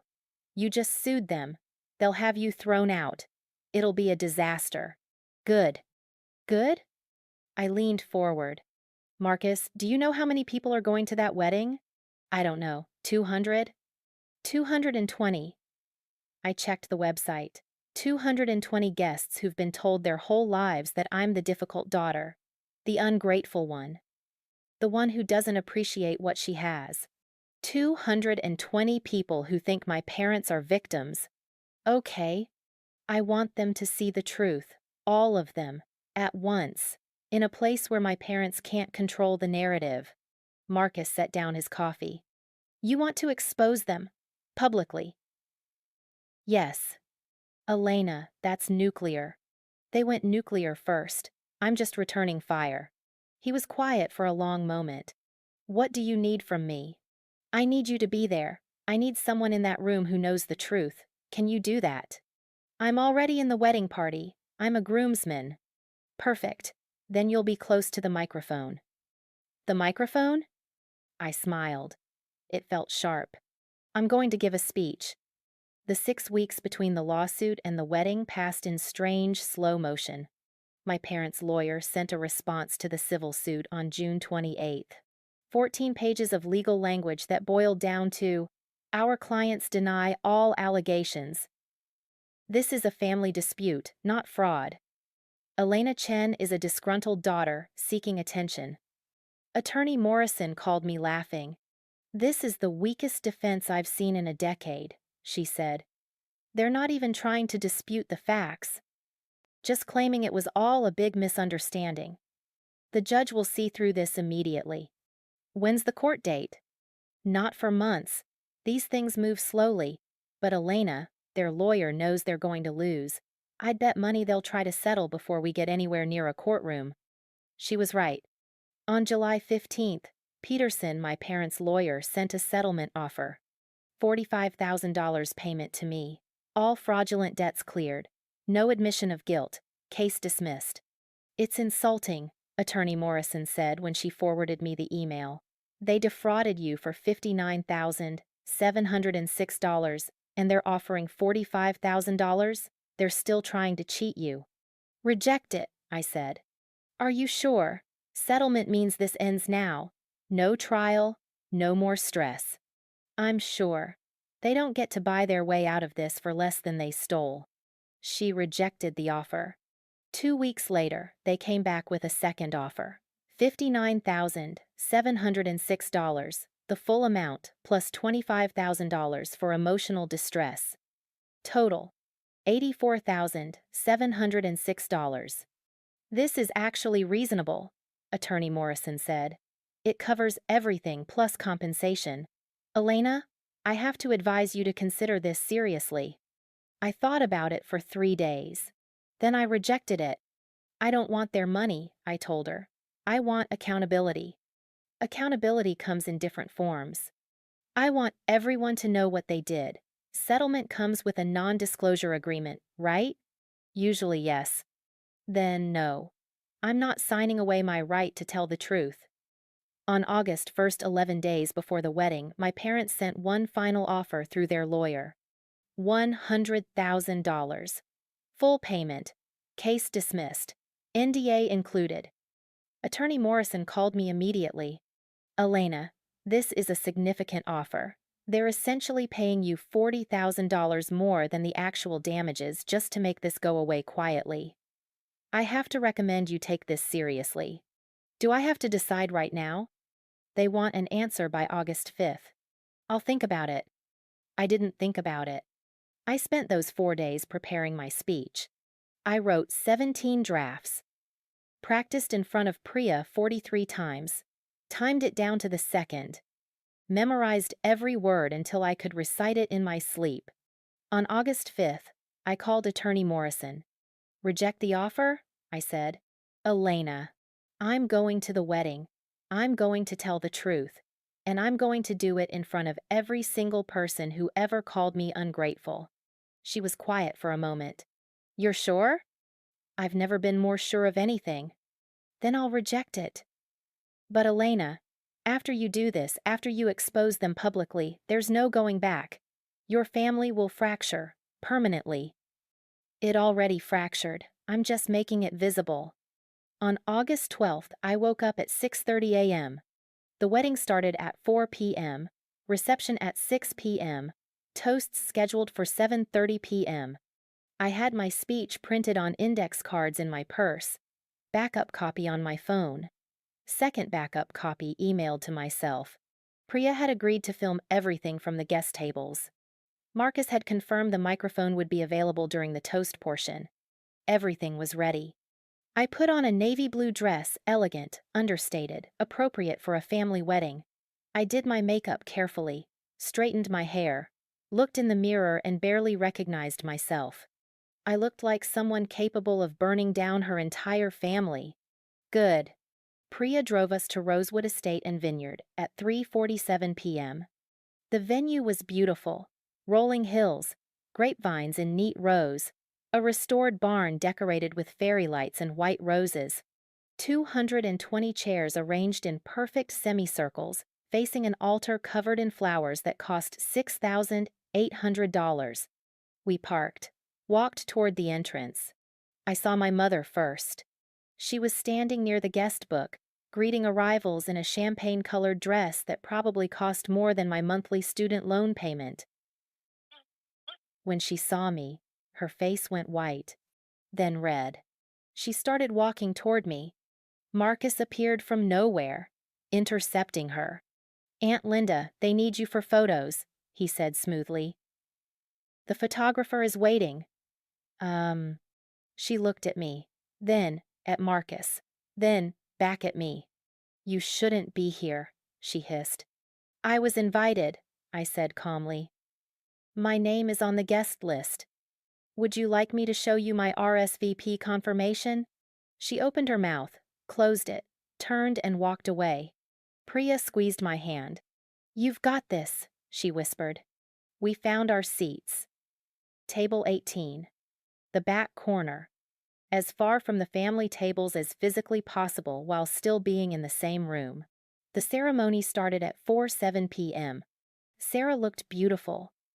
I could admit that objectively. Her $8,200 dress fit perfectly. Her hair and makeup were flawless. She walked down the aisle on my father's arm while he cried real tears of pride. I felt nothing, just cold calculation and the weight of index cards in my purse. The ceremony lasted 34 minutes. Vows were exchanged, rings were presented. The officiant pronounced them married. Everyone applauded. I clapped along with them. We moved to the reception barn, cocktail hour, dinner service. Speeches were scheduled for 7:30 p.m., between dinner and cake cutting. I barely ate.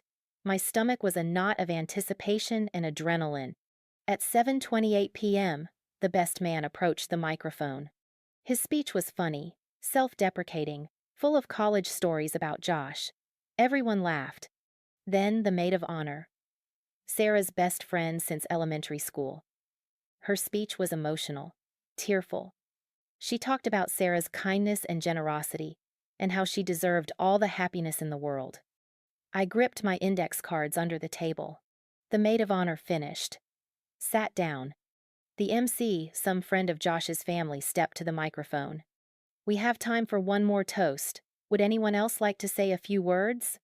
This was it. I stood. 220 faces turned toward me. I walked to the microphone. I reached the microphone at 7:47 p.m. The barn is silent except for music playing softly through speakers. Fairy lights cast everything in warm gold. 220 people watch me, with expressions ranging from curiosity to confusion to outright hostility. My mother half stands from the head table. Marcus puts a hand on her shoulder, sits her back down. I pull out my index cards. My hands don't shake. "Hi, everyone. I'm Elena, Sarah's sister." Polite smiles. A few people clap uncertainly. I want to start by saying congratulations to Sarah and Josh. This is a beautiful wedding. The venue is stunning. The flowers are gorgeous. Everything is absolutely perfect. More smiles. People relax slightly. I know because I've been tracking every dollar spent on it for the past 18 months. The smiles falter. I pull out a piece of paper from my purse. Unfold it slowly. This wedding cost $127,400. I have the receipts. Literally. Every Venmo payment. Every credit card transaction. Every vendor invoice. My mother stands. "Elena, this is not appropriate. Sit down, Mom." My voice cuts through the barn like a blade.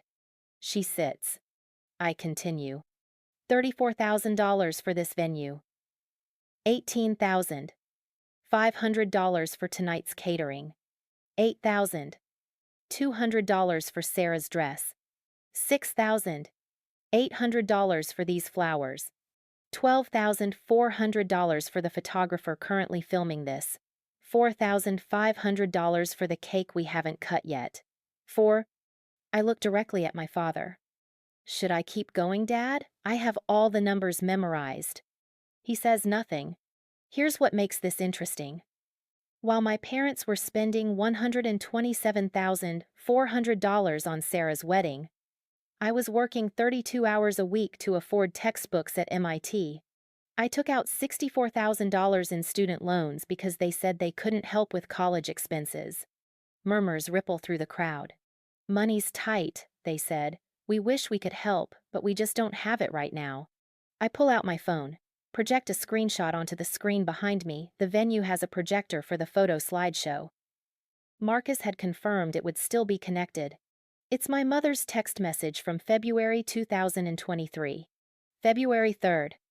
I called my mom crying because my work-study hours got cut and I was $300 short for rent. Here's what she texted me. "We're really strapped this month. Can you pick up extra tutoring?" I swipe to the next image. Here's their Venmo payment from that same day. $6,800 to Luxe Floral Design. Gasps.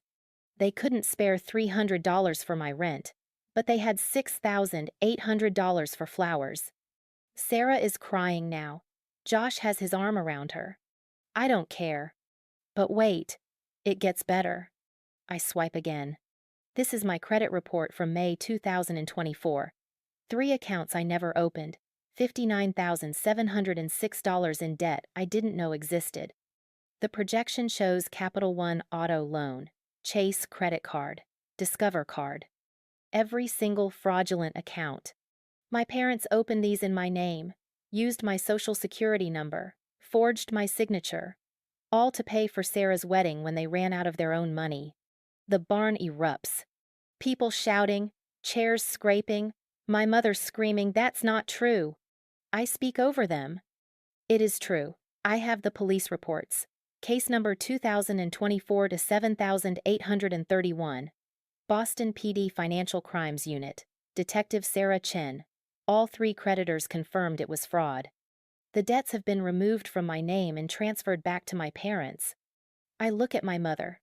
"You stole my identity, Mom. That's a felony." She's sobbing now. Full collapse. People at her table are trying to comfort her. I feel nothing. You want to know the worst part? It's not the money. It's not even the fraud. I swipe to the final image. It's the photo from graduation. Empty seats, white rows, cold metal. This is my MIT graduation. May 18th. Front row. Seats 8 and 9. Reserved for my parents. They didn't come. The barn goes quiet. They missed my graduation, my MIT graduation, because they chose Sarah's bridal shower instead. They sent me this. I project the text message. 6:14 a.m. Can't make it today. Sarah's shower is at a vineyard we already paid for. Then the Venmo receipt. $50 with the note, "Treat yourself today." $50. For 4 years at MIT. For a 4 gigapascals. For magna cum laude honors. For a full scholarship I earned myself because they wouldn't help pay for college. People are crying now. Not for Sarah. For me. But they spent $127,400 on this wedding. They opened 3 fraudulent credit cards in my name for this wedding. They missed the most important day of my life for a bridal shower for this wedding. I turned to Sarah. "Congratulations, Sarah. I hope it was worth it." I turned to my parents. "I filed a civil lawsuit 6 weeks ago. You've been served. You tried to settle 3 times, $45,000. Then $84,000. Then $100,000. I rejected all of them. My father finds his voice. "Elena, please." I rejected them because I didn't want your money. I wanted this. I gesture to the crowd. 220 witnesses, every single person who ever called me ungrateful, every relative who said I was being dramatic, every family friend who thought I was the problem.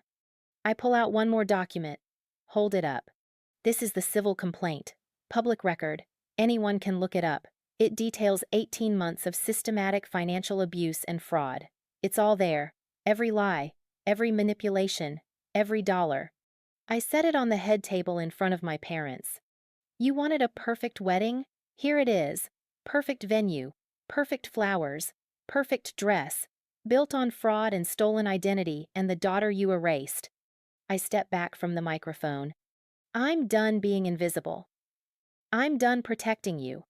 I'm done pretending this family is anything other than what it is. I look at my mother one last time. You were right about one thing, Mom. This wedding is perfect. It's the perfect metaphor for our family. Beautiful on the surface, rotten underneath, paid for with money you stole from me. I walk away from the microphone. The barn erupts into chaos. People shouting, Sarah screaming. My mother collapsed in her chair, my father trying to follow me. Marcus blocks his path. Priya meets me at the exit. Phone in hand. She filmed everything. Got it, she whispers. We walk out into the August evening. Behind us, the wedding disintegrates. In front of us, freedom. I don't look back. I didn't sleep that night. Priya and I sat in our dorm room watching the video replay on her phone. 7 minutes and 43 seconds. Every word clear. Every image visible. My voice steady throughout. Are you going to post it? Priya asked. Not yet. Let them sit in it first. My phone had been ringing since we left the venue. 67 calls by midnight. I turned it off. But Marcus texted from a different number. The wedding ended 20 minutes after you left. Sarah locked herself in the bridal suite. Your parents left separately. Josh's family is furious. Half the guests are demanding refunds on their gifts. It's complete chaos.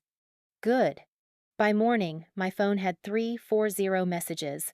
I scrolled through them in bed, coffee growing cold on my nightstand. Extended family members I barely knew. How could you do this to your sister? You're a monster. You've destroyed this family. But others? I believe you. Thank you for speaking up. I've seen this favoritism for years. Aunt Julie. I'm so proud of you. That took courage I can't imagine. Marcus. My parents are on your side. So are 6 other families. The family is splitting down the middle. Uncle Tom, my father's brother. Your parents called me at 2 a.m. trying to explain. I told them there's no explanation for fraud. I paid off your remaining student loans this morning. $28,000. Consider it a graduation gift. You earned it. I read that message 3 times before I started crying. By evening, someone's cousin had posted Priya's video online. It went viral in 4 hours, 1.2 million views, then 3.8 million, then 7.4 million. The comments section was a war zone, but the majority sided with me. My parents' social media accounts went private within 24 hours. Sarah deleted hers entirely. The wedding that cost $127,400 lasted 37 minutes after I walked out. The legal fallout unfolded over the next 8 months like a slow-motion avalanche. Month 1, June-July. 3 days after the wedding, my parents' lawyer withdrew from their case. Attorney Morrison called me laughing. Peterson sent a one-line email. I can no longer represent the Chins in this matter. Elena. He saw the video. He knows they're guilty. No lawyer wants to defend the indefensible after it's been broadcast to 8 million people. My parents scrambled to find new representation. It took them 3 weeks. Their second lawyer, a younger woman named Patricia Hernandez, was more aggressive. She filed motions to dismiss, claimed emotional duress, argued that family disputes shouldn't be aired publicly. The judge denied every motion. The evidence is substantial, Judge Catherine Morrison wrote in her ruling. The public nature of the disclosure does not negate the underlying fraud. Motion to dismiss denied. Trial date set for February 2025. But the criminal investigation moved faster. Detective Chen called me in late July. Miss Chen, the district attorney has reviewed your case. They're filing charges. 3 counts of identity theft, 3 counts of fraud. Your parents will be arrested within 48 hours. My stomach dropped despite expecting it. What happens then? Arraignment, bail hearing, then the legal process. But Miss Chen, with evidence this strong, the DA expects they'll take a plea deal. She was right. Month 2, August. My parents were arrested on August 3rd. Booked, photographed, fingerprinted, released on $25,000, bail each. The mugshots appeared in the local news 3 hours later. Local couple charged with identity theft against daughter, read the headline. The article detailed everything. The fraudulent accounts, the graduation they missed, the wedding speech that exposed them. My father's engineering firm placed him on administrative leave pending investigation. My mother's book club expelled her. Their country club revoked their membership. Sarah stopped speaking to me entirely. She blamed me for ruining her marriage before it even started. Her husband Josh filed for annulment 6 weeks after the wedding. Their marriage lasted 42 days. The family fractured exactly as Attorney Morrison predicted. Aunt Julie sighed. 31 relatives, including Marcus's family, Uncle Tom, and various cousins. They sent cards, called to check on me, invited me to holidays. My parents' side, 8 relatives, mostly my mother's siblings, who believed the misunderstanding narrative. Neutral territory. 12 relatives who wanted nothing to do with the drama. Sarah floated alone somewhere between rage and denial. Month 3 to 4. September, October. The plea deal negotiations began. The DA offered, plead guilty to 2 counts of identity theft, each dropping the fraud charges. 3 years probation, $75,000 restitution to me, mandatory financial counseling, no contact order for 2 years. My parents rejected it. Their lawyer convinced them they could fight it, claim I gave verbal permission, argue family dynamics made this a civil matter, not criminal. It was delusional, but they tried. The preliminary hearing was October 18th. I testified for 90 minutes, walked the court through every piece of evidence, answered every question from both attorneys. My parents sat 15 feet away. I didn't look at them once. When I finished, the judge turned to their lawyer. Counselor, does your client have any evidence that Miss Chen authorized these accounts? Your Honor, we believe there was implied familial consent. That's not what I asked. Yes or no? Do you have evidence of authorization? Pause. No, Your Honor. Then this case proceeds to trial, January 12th. Dismissed. Month 5, November. 2 weeks before Thanksgiving, my parents' lawyer called Attorney Morrison with a new plea offer. They'll plead guilty to all charges, accept 5 years probation, pay $90,000 restitution, the full fraudulent amount plus damages, agree to a 5-year no-contact order. In exchange, the DA recommends no jail time. Attorney Morrison called me. Elena, this is as good as it gets without a trial. They're admitting guilt. You get full restitution. They can't contact you for 5 years. What do you think? I thought about my mother's face at the wedding. I thought about that white rose on the empty seat. I thought about 4 years of ramen dinners. I want them to say it, I said. In court, in front of a judge. I want them to allocate. Allocation is the legal term for when defendants admit what they did in open court. I'll make it a condition of the plea, Attorney Morrison said. Month 6 to 8. December, February. The plea hearing was December 15th. I sat in the gallery with Priya, Marcus, Aunt Julie, and Uncle Tom. 20 feet away, my parents stood before Judge Morrison in the same courtroom where I'd testified. The judge reviewed the plea agreement. Mr. Chen, Mrs. Chen, do you understand you are pleading guilty to 6 counts of identity theft? Yes, Your Honor. My father's voice was barely audible. And do you understand this plea requires you to allocate to describe in your own words what you did? Silence. Mr. Chen. My father cleared his throat. We opened 3 credit accounts in our daughter Elena's name without her permission. We used her social security number and personal information. We used those accounts to pay for our other daughter's wedding expenses.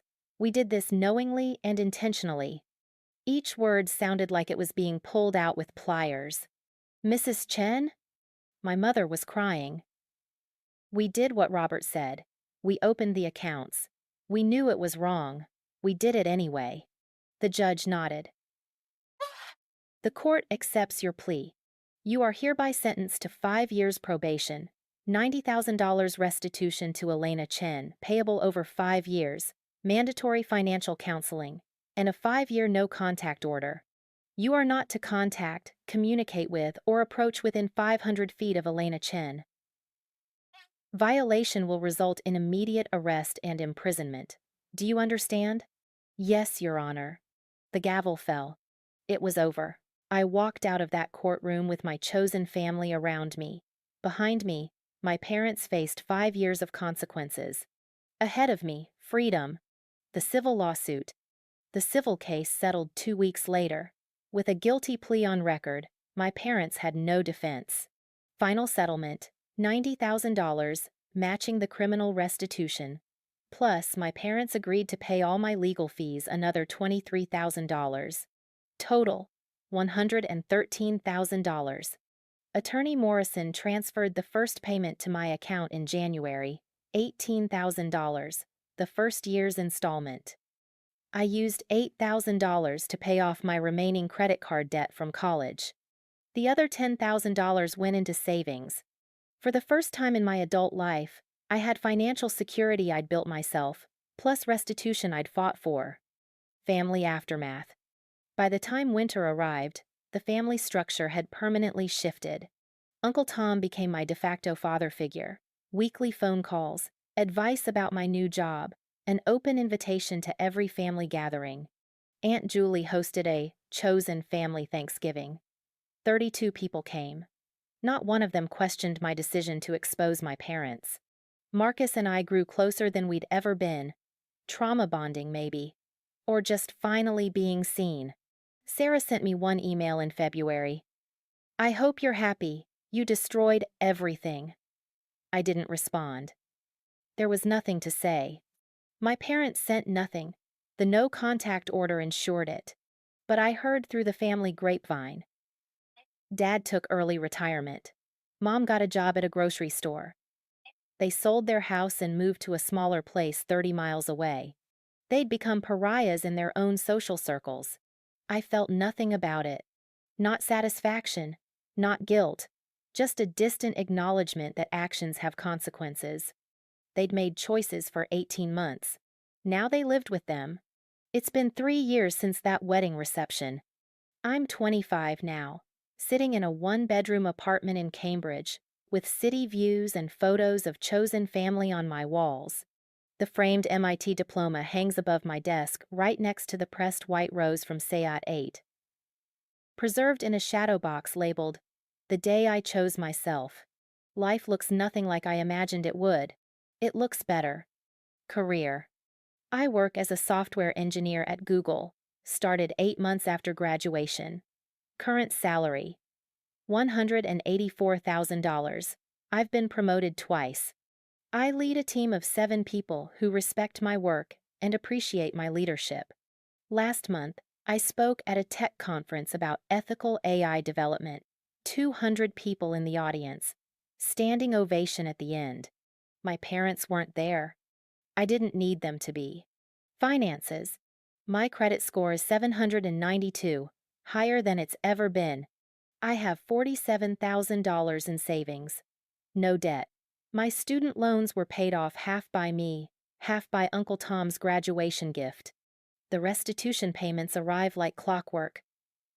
$18,000 per year. I've received 3 so far. 2 more to go. I don't think of them as my parents' money anymore. I think of them as compensation for 4 years of gaslighting and 18 months of fraud. I earned this money the same way I earned everything else, by refusing to be erased. Relationships. Priya is still my best friend. She's in medical school now, living 2 blocks away. We have dinner every Tuesday. She's seen me at my worst and my best and loved me through both. Marcus got married last year. I was a groomsman. The reception was beautiful and drama-free and everything a wedding should be. Uncle Tom calls every Sunday. We talk about work, life, politics, nothing. The conversations are easy in a way they never were with my father. Aunt Julie sends care packages every few months, cookies, handwritten notes, little reminders that family is what you choose, not what you're born into. I started dating someone 8 months ago. His name is David. He's a teacher, kind, patient, completely unimpressed by wealth or status. He treats me like I matter for who I am, not what I achieve. When I told him about my family, he listened for 2 hours without interrupting. Then he said, "You deserved better. I'm glad you demanded it." I cried for 20 minutes. He held me through all of it. Healing.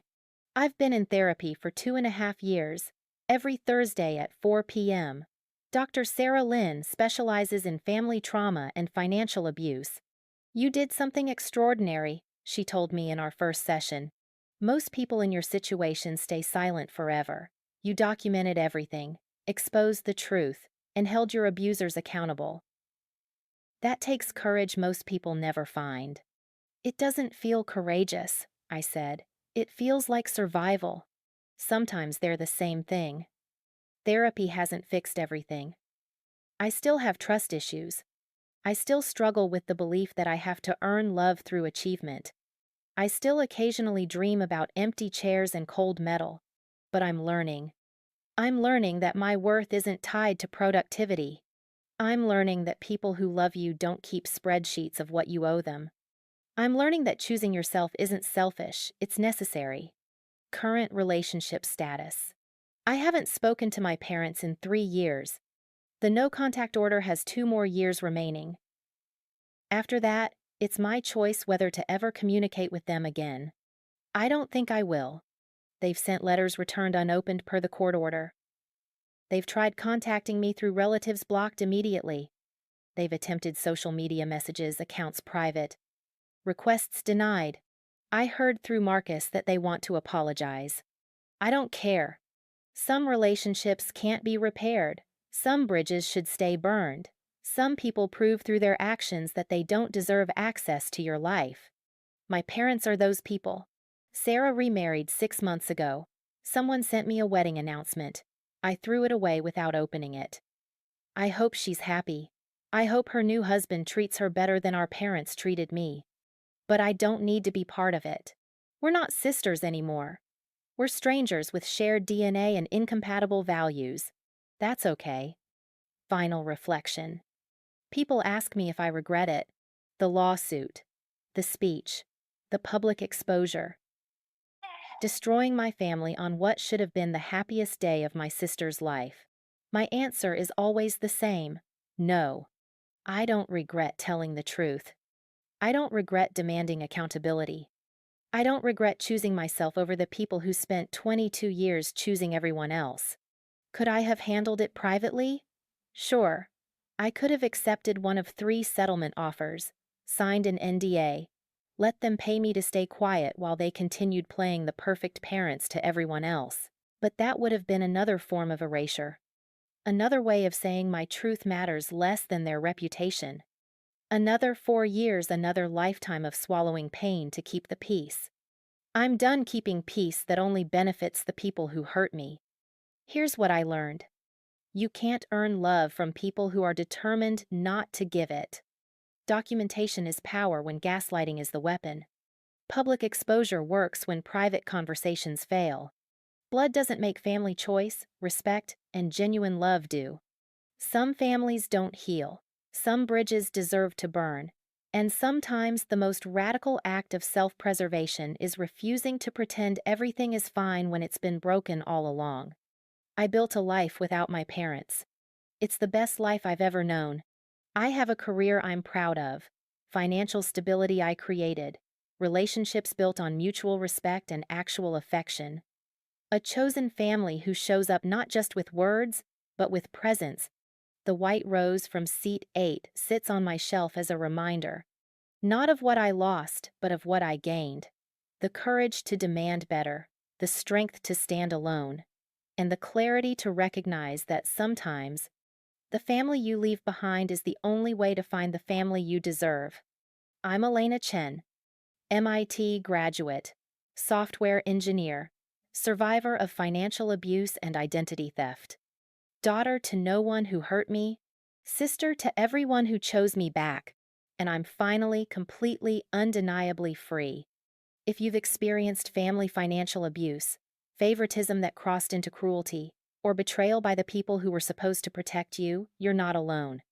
Document everything, trust your reality, and know that choosing yourself isn't selfish, it's survival. To everyone who's ever been the difficult child, the ungrateful daughter, the one who ruined everything by refusing to stay silent, I see you. Your truth matters, your pain is valid, and you deserve a family that shows up. Not with $50 and an excuse, but with presence, respect, and genuine love. This is Achiever Betrayed, where we tell the stories of people who demanded better and built lives worth living.